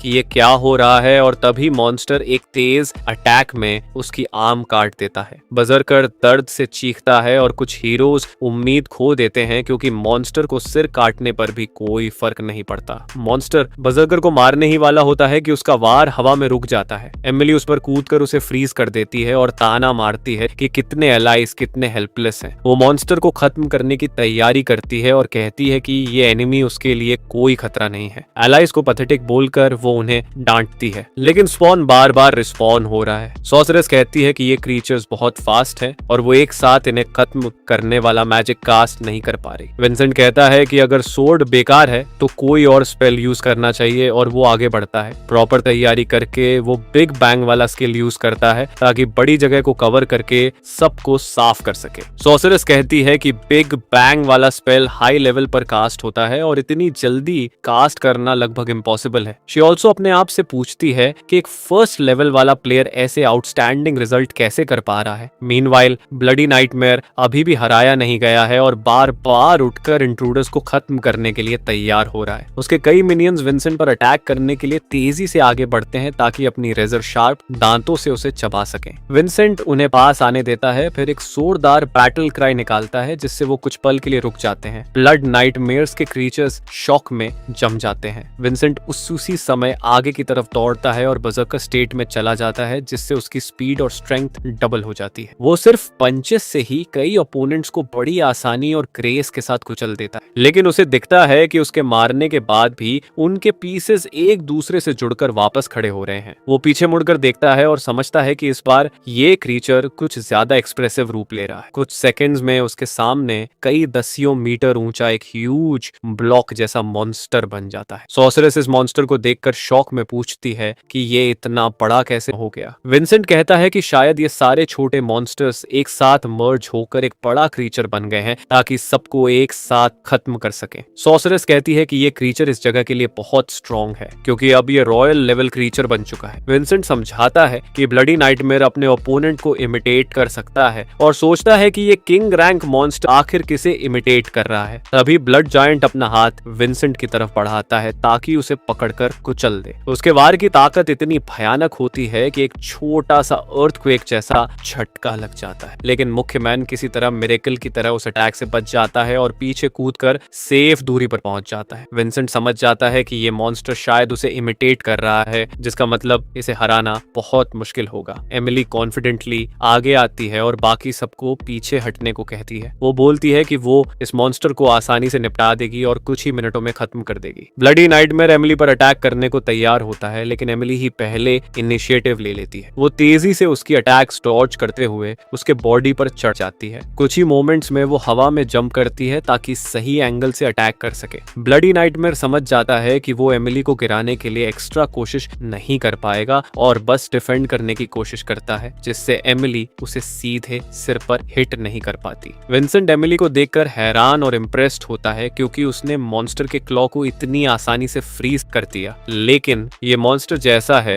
उसे खत्म करने के लिए इतना काफी नहीं है। ब्लडी नाइटमेयर एमिली को पकड़ने और न्यूट्रलाइज करने के लिए आगे झपटता है। एमिली हैरान हो जाती है। उसे उम्मीद नहीं थी कि ये क्रीचर इतनी ड्यूरेबिलिटी, चालाकी और फास्ट मूवमेंट्स दिखाएगा। वो अपने वेपन से उसका वार रोकने की कोशिश करती है, जिससे उसका स्वॉर्ड एक तरफ उछल जाता है, लेकिन वो किसी तरह उसे पकड़ लेती है। वो अपने बैलेंस को संभाल कर जमीन पर सॉफ्टली लैंड करती है। वो समझ जाती है कि ये तरीका काम नहीं करेगा और उसे टैक्टिक्स बदलनी होंगी। उसे याद आता है कि गार्ड्स ने उसे बताया था कि इस मड की एनर्जी बहुत अनस्टेबल है और अकेले जाना ठीक नहीं है, लेकिन एमिली ने तब कहा था कि उसका गोल एबिस टावर की सबसे हाई लेवल वाली जगह को कॉन्कर करना है। वो सोचती है कि उसका प्रोग्रेस अभी भी काफी कम है और वो अपने बड़े सिबलिंग्स से बहुत पीछे है। वो अगले अटैक के लिए तैयार होती है और ये सिंपल ट्रूथ समझती है कि अगर वो खुद समस्या से नहीं निपट पाती तो वो अपने ग्रेट फैमिली नेम के लायक नहीं है। मॉन्स्टर एक और भयानक अटैक करने की कोशिश करता है, लेकिन एमिली एक स्पेशल फ्रॉस्ट शील्ड बनाती है जो बहुत स्ट्रॉन्ग है। विंसेंट एमिली की रिक्वेस्ट पर बिना इंटरफियर किए देखता रहता है। आइस सोर्ड वाली एमिली फिर अपनी स्पेशल पावर को एक्टिवेट करती है, जिससे उसकी एबिलिटीज और परफॉर्मेंस बढ़ जाती है। मोमेंट्स में वो फ्रॉस्ट फ्लैग जमीन पर गिराती है, जिससे उसकी और उसके एलाइज की स्पीड 50% तक बढ़ जाती है। फ्लैग जैसी ही जमीन छूता है वो इंस्टेंटली फ्रीज होकर कई दिशाओं में फैलने लगता है। थोड़ी देर बाद एमिली की तरफ से एक ह्यूज आइस वेव निकलती है जो ब्लडी नाइटमेयर को पूरी तरह अब्सॉर्ब कर लेती है। मॉन्स्टर पलक झपकते ही आइस स्टैचू बन जाता है, लेकिन एमिली समझती है कि फाइट अभी खत्म नहीं हुई। वो आगे दौड़ती है ताकि फाइनल ब्लो दे सके। वो जानती है कि आइस उसे किल न भी करे तो भी काफी देर रोक देगा। वो कॉमेट स्ट्राइक करने के लिए तेजी से आगे बढ़ती है और जायंट पर क्रशिंग डिफीट देने की कोशिश करती है। विंसेंट देखता है और कहता है कि उसने गॉड्स चोजन प्रोफेशन की पावर ऐसी कभी इमेजिन नहीं की थी। वो सोचता है कि आखिर स्ट्रॉन्गर कौन निकलेगा, लेकिन एमिली की पावरफुल अटैक का भी मॉन्स्टर पर कोई असर नहीं पड़ता। एमिली का कॉन्फिडेंस और एरोगेंस तो हाई है, लेकिन उसकी फाइटिंग स्किल्स इतनी स्ट्रॉन्ग नहीं है। वो मॉन्स्टर को सीरियस डैमेज नहीं दे पाती और ब्लडी नाइटमेयर अब भी फुल पावर में खड़ा है। जायंट फिर एमिली पर अटैक करता है। एमिली उसकी अटैक्स डॉज करती है, लेकिन सोचती रहती है कि उसकी ताकत अभी भी उसके सिबलिंग्स के बराबर नहीं है। वो खुद को इंसल्ट करती है और सोचती है कि ग्रेट फैमिली नेम होने के बावजूद भी वो खुद को आउटकास्ट और वीकेस्ट लिंक फील करती है। उसके दिमाग में फैमिली के वर्ड्स गूंजते हैं कि वो डिस्ग्रेस है और बाहर नहीं जाना चाहिए क्योंकि ये डेंजरस है। एमिली समझती है कि यह सब रुकने के लिए उसे स्ट्रॉन्गर बनना पड़ेगा, चाहे उसे छोटे लेवल से शुरू करना पड़े। वो कॉन्फिडेंटली कहती है कि इस मॉन्स्टर को वो खुद ही हराएगी। आखिरकार वो अपने ओपोनेंट की रेसिस्टेंस को पार करती है और एक पावरफुल ब्लो मारती है, लेकिन उसका स्वॉर्ड टूट जाता है। विंसेंट शॉक्ड रह जाता है क्योंकि पावर बैलेंस पूरी तरह बदल गया है और उसे पता चलता है कि अब एमिली बहुत मुश्किल में है। एमिली भी समझती है कि वो बहुत खराब पोजीशन में आ चुकी है और मॉन्स्टर के अगले अटैक से नहीं बच पाएगी। ब्लडी नाइटमेयर तुरंत इसका फायदा उठाता है और एमिली पर एक पावरफुल ब्लो करता है। एमिली इनक्रेडिबल पेन फील करती है और उम्मीद करती है कि कोई उसकी मदद करे। सॉर्सरेस मान लेती है कि एमिली शायद मारी जा चुकी है और बाकी को भागने को कहती है। मीनवाइल मॉन्स्टर एमिली को खत्म करने के लिए दूसरा हाथ उठाता है। विंसेंट समझ जाता है कि उसे अब कुछ करना ही पड़ेगा। वो आगे कूदता है, अपने हाथ आगे बढ़ाता है और फायर मैजिक से मॉन्स्टर के अटैक को रोकता है। सॉर्सरेस और बाकी लोग शॉक में जायंट मॉन्स्टर का गिरता हुआ हिस्सा देखते हैं। वो भागकर साइड में होते हैं और देखते हैं कि ब्लडी नाइटमेयर का पूरा आर्म ऐसे गिरा है जैसे किसी ने उसे एकदम क्लीन कट किया हो। एमिली जल्दी से होश में आती है और खड़े होकर आसपास देखती है कि अब उसे क्या करना है, लेकिन उसकी नजर तुरंत विंसेंट पर जाती है क्योंकि उसने अपनी पावर से स्क्वीन तक को इम्प्रेस कर दिया है। मीनवाइल मुख्य मैन खुद आगे भागता है ताकि वो मॉन्स्टर्स को डिस्ट्रैक्ट करता रहे और अपनी टीम को रीग्रुप होने का टाइम मिल जाए। वो सीइंग आई की स्किल से ओपोनेंट के वीक पॉइंट्स भी ढूंढता है ताकि उनका फायदा ले सके। विंसेंट सोचता है कि अगर ये मॉन्स्टर रॉयल लेवल तक पहुंच गया तो ये किसी भी हालत में सरवाइव कर सकता है और इसका कोई मीनिंग नहीं बचेगा। इसी वक्त वो अपनी स्टैट्स कम करने वाली रिंग को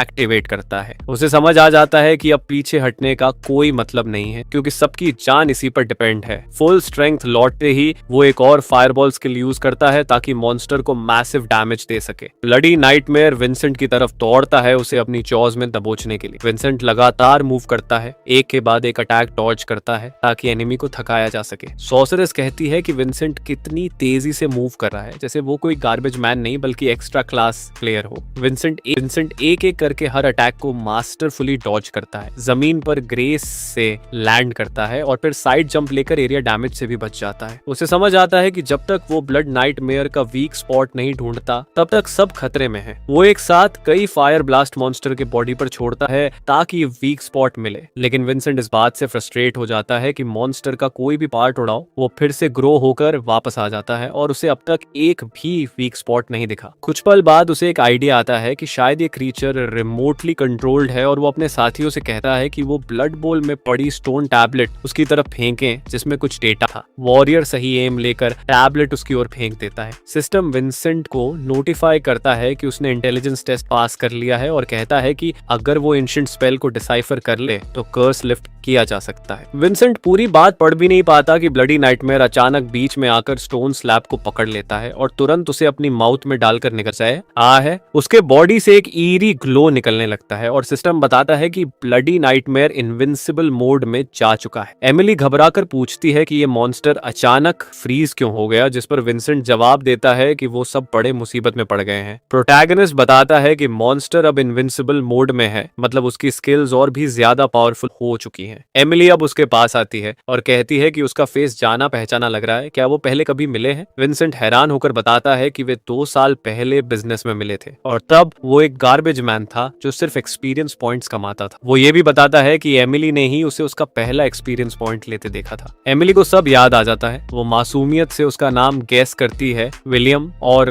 विंसेंट उसे करेक्ट करता है। एमिली मुस्कुराकर कहती है कि उसे अंदाजा नहीं था कि वो प्रोफेशन बदलने लायक स्ट्रांग हो चुका होगा। विंसेंट भी मुस्कुराता है और बताता है कि वो अब लेवल 1 स्कैवेंजर है क्योंकि उसने एक्सपीरियंस जमा करके ये हासिल किया है। एमिली ध्यान से विंसेंट को देखती है और समझती है कि उसने बार बार अपनी जान दांव पर लगाकर पॉइंट्स कमाए। इसी वजह से वो इतना स्ट्रांग हो गया है, इतना कि वो उससे भी आगे निकल गया है। एमिली हंसकर कहती है कि इतनी मेहनत के बाद भी उसकी प्रोफेशन ज्यादा कूल या डरावनी नहीं लगती। फिर वो अपनी सोर्ड उठाती है और बताती है कि टैबलेट अब ब्लडी नाइटमेयर के अंदर सर्कुलेट करेगा और वो उसे फ्रीज कर सकती है। वो ये भी प्रपोज करती है कि वो मॉन्स्टर के बॉडी को फ्रीज करेगी और विंसेंट टैबलेट ढूंढ कर निकाल लेगा। विंसेंट कहता है कि एक दिमाग अच्छा, और अपना फिस्ट आगे बढ़ाता है कि दोनों मिलकर इस मॉन्स्टर को खत्म कर देंगे। एमिली विंसेंट की आंखों में वो फाइटिंग स्पिरिट देखती है जिसकी वो रिस्पेक्ट करती है। वो भी अपना फिस्ट आगे बढ़ाती है और हंसकर कहती है कि बस तभी सब ठीक होगा अगर विंसेंट उसे अपने पैरों तले न दबाए। बाकी टीम के लोग कहते हैं कि भले वो इतने स्ट्रॉन्ग न हो, लेकिन वो आखिरी सांस तक लड़ने के लिए तैयार है। विंसेंट अपनी टीम की तारीफ करता है और कहता है कि सब साथ चलेंगे और ऐसे ही सब जिंदा वापस लौटेंगे। मीनवाइल नाइटमेयर की ट्रांसफॉर्मेशन ऑलमोस्ट पूरी हो चुकी है और वो दोबारा लड़ाई के लिए तैयार है। विंसेंट अपने ओपोनेंट को एनालाइज करके कहता है कि उनके पास सिर्फ 5 सेकंड है, इससे पहले कि वो पूरी तरह इनविंसिबल मोड में चला जाए, वरना ये बहुत भयानक मैसेकर होगा। वो कहता है कि ये 30 सेकंड उनका आखिरी मौका है और उन्हें किसी भी हालत में जिंदा वापस लौटना है। बर्जर्कर विंसेंट की आखिरी बातों को दोहराता है और खुद का और टीम का मोराल बढ़ाता है कि सब जिंदा जाएं। एमिली भी ये बड़ा बूस्ट फील करती है। उसकी वीकनेस गायब हो जाती है और उसकी रीजनरेशन 15% बढ़ जाती है। वो मुड़कर देखती है कि विंसेंट अपने साथियों के साथ सेलिब्रेट कर रहा है और इस कैमराडरी का माहौल उसे भी एनर्जी देता है। एमिली मुस्कुराती है, सोचकर कि गार्बेज मैन जैसे लोग भी जो पहली नजर में नॉर्मल बग्स लगते हैं, अंडर एस्टिमेट नहीं किए जा सकते। वो वापस अपनी स्क्वाड के पास जाकर सोल्जर को ऑर्डर्स देती है कि मॉन्स्टर की फ्यूरी मॉनिटर करे और उसे अपनी तरफ अट्रैक्ट रखे। वॉरियर तुरंत मिडिल फिंगर दिखाकर जायंट ब्लडी नाइटमेयर का ध्यान खींच लेता है। ये एक्शन काफी बोल्ड है, खासकर इतने बड़े मॉन्स्टर के सामने। उसके कंपैरिजन में 2 मीटर का बजरकर भी एक बग जैसा लगता है जिसे बस कुचला जा सकता है। एमिली फिर भी उम्मीद नहीं खोती और सॉर्सरेस से कहती है कि एनिमी के फिर से उगे क्लॉस को टारगेट करे और विंसेंट को कवर दे। सॉर्सरेस इमीडिएटली माना रिस्टोर वाला स्पेशल स्पेल यूज करती है और अपनी पोटेंशियल बढ़ाती है। फिर वो कॉन्सेंट्रेट करके कई एनर्जी बीम्स एनिमी की तरफ छोड़ती है। ब्लडी नाइटमेयर को अपने बॉडी पर बहुत सारी डैमेज फील होती है और वो धीरे धीरे डिसॉल्व होने लगता है। विंसेंट कहता है कि स्टोन टैबलेट से ट्रायल खत्म हो सकता है, लेकिन अगर वो फायरबॉल में डिस्ट्रॉय हो गया तो ट्रायल कभी खत्म नहीं होगा। एमिली ये बात समझती है और पूछती है कि फिर वो क्या करे। विंसेंट पूरी डिटर्मिनेशन के साथ कहता है कि वो इस मॉन्स्टर को एक ही हाथ से खत्म कर सकता है। एमिली समझ जाती है कि वो क्या सोच रहा है। उसे ये पूरी तरह मैडनेस और रिस्क लगता है। वो पूछती है कि क्या विंसेंट सच में वापस मॉन्स्टर के स्टोमक में जाकर टैबलेट निकालना चाहता है। विंसेंट कहता है कि यही उसका प्लान है और वही वो करने वाला है। एमिली समझ नहीं पाती कि ये मैन कितना डेस्परेट है कि जायंट मॉन्स्टर के मुंह में कूदना उसे अच्छा आइडिया लग रहा है, मगर उसे भी समझ आता है कि और कोई चॉइस नहीं है। वो आर्चर को ऑर्डर देती है कि मॉन्स्टर के सिर के ऊपर वो किकचुबर की छत पर एरो मारे। वो कहती है कि उन्हें ऊपर जाने के लिए रास्ता तैयार करना होगा। आर्चर तुरंत कमांड मानता है और एक शॉट फायर करता है जो इतना पावरफुल होता है कि पूरा रूफ कोलैप्स हो जाता है। ब्लडी नाइटमेयर ये सोचकर रिएक्ट करता है कि अटैक उसी पर हुआ है, लेकिन उसे समझ नहीं आता कि असली टारगेट वो था ही नहीं। एमिली आगे बढ़ती है और कहती है कि वो एनिमी के लोअर हाफ को फ्रीज करेगी ताकि अपनी टीम को हेल्प मिल सके। विंसेंट कहता है कि वो इस प्लान से सहमत करता है और फिर बोलता है कि बाकी सब वो खुद संभाल लेगा। दोनों एक साथ आगे दौड़ते हैं, घूमते हुए ब्लडी नाइटमेयर के अटैक की तरफ बढ़ते हैं।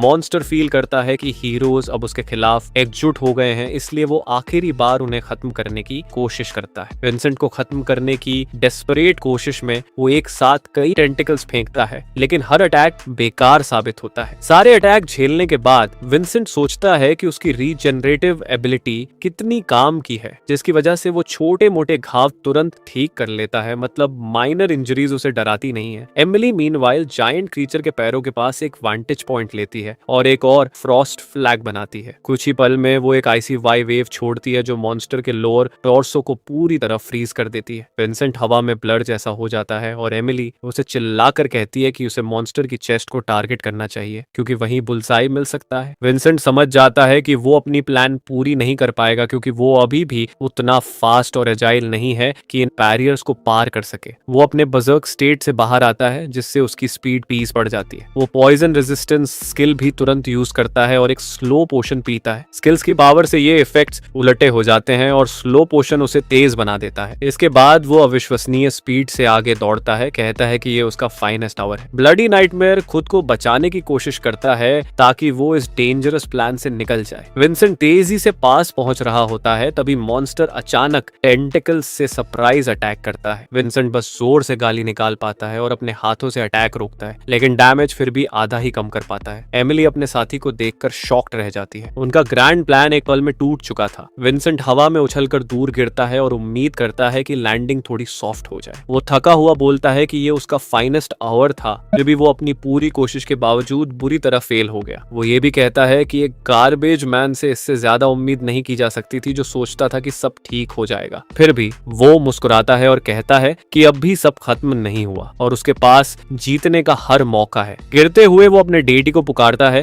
कि उसे रिसाइकलिंग एबिलिटी एक्टिवेट करनी है। वो कहता है कि इस बार वो कुछ ऐसा ऑफर कर रहा है जो पहले कभी एग्जिस्ट ही नहीं किया। नीचे गिरते हुए वो डिक्लेयर करता है कि अब वो खुद प्रोसेसिंग का ऑब्जेक्ट बनेगा और अपनी लाइफ डेटी को सैक्रिफाइस करेगा। उसी वक्त जमीन के नीचे से अनगिनत हाथ निकलते हैं जो उसे पकड़कर अबिस में खींचने को तैयार हो जाते हैं। ब्लडी नाइटमेयर ये देखकर शॉक में पड़ जाता है कि ऐसा खौफनाक डेटी उसने पहले कभी नहीं देखा। एमिली और बाकी साथी भी स्टुंडेड हैं कि ये सब क्या हो रहा है और इतने सारे हाथ कहां से आ गए। सिस्टम प्रोटैगनिस्ट को बताता है कि किसी लिविंग ऑर्गेनिज्म को रिसाइकिल करना पॉसिबल नहीं है और पूरे ऑपरेशन को कैंसिल कर देता है। विंसेंट बोलता है कि अगर रिसाइकिल नहीं कर सकते तो उसे जितनी फोर्स है उससे ट्रैश में फेंक दो। फिर वो एबिस के उन हाथों को कमांड देता है कि उसे टारगेट डायरेक्शन में फेंक दें ताकि उसे दूसरा चांस मिल सके। कुछ ही देर में डेटी विंसेंट को अविश्वसनीय ताकत से ब्लडी नाइटमेयर की तरफ लॉन्च कर देता है। विंसेंट इस मोमेंटम और अपनी स्पीड की मदद से मॉन्स्टर को आर पार घुसकर चीर देता है। साथ ही वो स्टोन मैन्युस्क्रिप्ट भी निकाल लेता है जिसमें ट्रायल खत्म करने के लिए जरूरी टेक्स्ट थे। वो जमीन पर लैंड करता है और ब्लडी नाइटमेयर का बॉडी टुकड़ों में बिखरकर पैरालाइज हो जाता है। विंसेंट तुरंत टेक्स्ट डिसाइफर करने लगता है, ऐसे शब्द बोलते हुए जिन्हें 50 से कम इंटेलिजेंस वाला इंसान समझ भी नहीं सकता। सिस्टम बताता है कि उसने ब्लड टेस्ट पास कर लिया है। ब्लडी नाइटमेयर की बॉडी आग पकड़ लेती है और हवा में डिसॉल्व हो जाती है। ग्रुप के बाकी लोग शॉक्ड होकर कहते हैं कि वो यकीन नहीं कर पा रहे कि उन्होंने ये कर दिखाया। एमिली इधर उधर देखकर सोचती रहती है कि क्या वो सच में ये टफ बैटल जीत गए हैं। सबका लेवल तुरंत बढ़ जाता है। सॉर्सरेस और वॉरियर खुशी से चिल्लाते हैं कि वो आखिर टॉप तक पहुंच गए। उनकी स्किल्स भी काफी बढ़ जाती हैं। एमिली को भी इतना एक्सपीरियंस मिलता है कि वो लेवल अप होकर और ज्यादा स्ट्रॉन्ग बन जाती है और ग्रेटनेस की डायरेक्शन में एक स्टेप आगे बढ़ जाती है। विंसेंट वहीं लेवल 1 पर रहता है क्योंकि सिस्टम उसे नोटिफाई करता है कि वो मैक्स लेवल पर है और अपग्रेड नहीं कर सकता। जहां ब्लडी नाइटमेयर पड़ा था वहां एक ह्यूज चेस्ट प्रकट होता है जो लेजेंडरी ग्लो देता है। वो आगे बढ़कर चेस्ट खोलते हैं और उसमें से कई हाई रैंकिंग रिवॉर्ड कार्ड्स बाहर उड़ते हैं। विंसेंट एक कार्ड पकड़ता है और देखता है कि उसमें उसे एक स्वॉर्ड मिल रही है जो बहुत हाई डैमेज देती है, लेकिन उसे चलाने के लिए लेवल 10 चाहिए। विंसेंट गुस्से में कहता है कि उसका लेवल 1 से ऊपर जा ही नहीं सकता, तो ये वेपन उसके किसी काम का नहीं। बाकी रिवॉर्ड्स भी प्राइसलेस आर्टिफैक्ट्स होते हैं, लेकिन लेवल रिस्ट्रिक्शन की वजह से उसके लिए बेकार है कि विंसेंट ने मॉन्स्टर को हराया है, इसलिए रिवॉर्ड्स कैसे बांटने हैं ये वही डिसाइड करेगा। विंसेंट उसे थोड़ा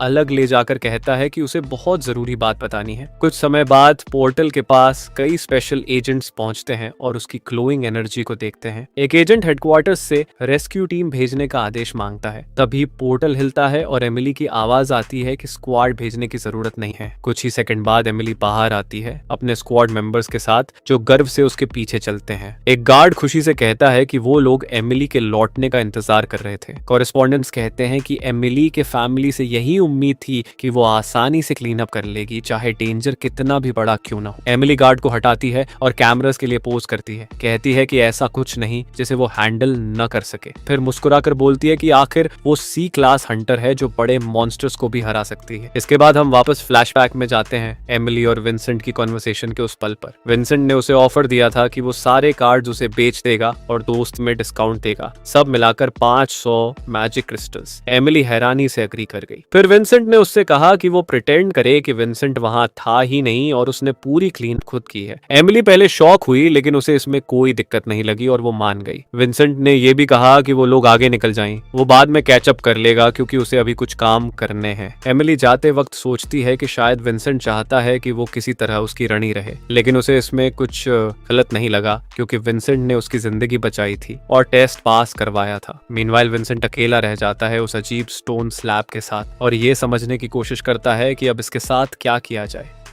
स्टडिंग इट केयरफुली, वो धीरे से अपना हाथ उसकी तरफ बढ़ाता है ताकि उस टैबलेट के अंदर छिपे हुए बीइंग को समन कर सके। कुछ ही पल में दरारों से एक छोटा सा एनर्जी का क्लॉट बाहर आता है। विंसेंट मुस्कुराता है, फील करता है कि उसके सामने कोई और नहीं बल्कि एक ब्लडी नाइटमेयर का बचा हुआ हिस्सा है जो किसी तरह मिरेकलसली बचकर निकल गया था। वो कहता है कि इतना पैथेटिक क्रीचर भी जैसा ये नाइटमेयर है खुद को ट्रैश बनने नहीं देगा और किसी को अपने ऊपर चलने नहीं देगा। ये बोलकर वो हाथ आगे करता है और इस ब्लडी नाइटमेयर को अपनी स्ट्रेंथ बनने का मौका देता है। क्रीचर तुरंत मान जाता है और हवा में उड़ जाता है। सिस्टम बताता है कि ब्लडी नाइटमेयर सक्सेसफुली प्रोसेस हो चुका है और एबिसल स्कैवेंजर के हाथ आगे की तरफ फैल जाते हैं। कुछ ही पलों बाद विंसेंट को नाइटमेयर बॉडी नाम की एबिलिटी मिलती है जो उसे अपने होस्ट का क्लोन समन करने देती है। विंसेंट समझ जाता है कि इस एबिलिटी से वो जरूरत पड़ने पर अपने डबल्स बना पाए। वो मुस्कुराता है और बोलता है कि उसे इसका यूज करने का इंतजार नहीं हो रहा। फिर वो डंजियन के एग्जिट की तरफ बढ़ जाता है। कुछ देर बाद वो एक अच्छी तरह रोशन बिल्डिंग में पहुंचता है जहां वो थोड़ा आराम भी कर लेता है और अपने लिए खाना भी ऑर्डर कर लेता है। बाकी विलेजर्स अपनी सनी डे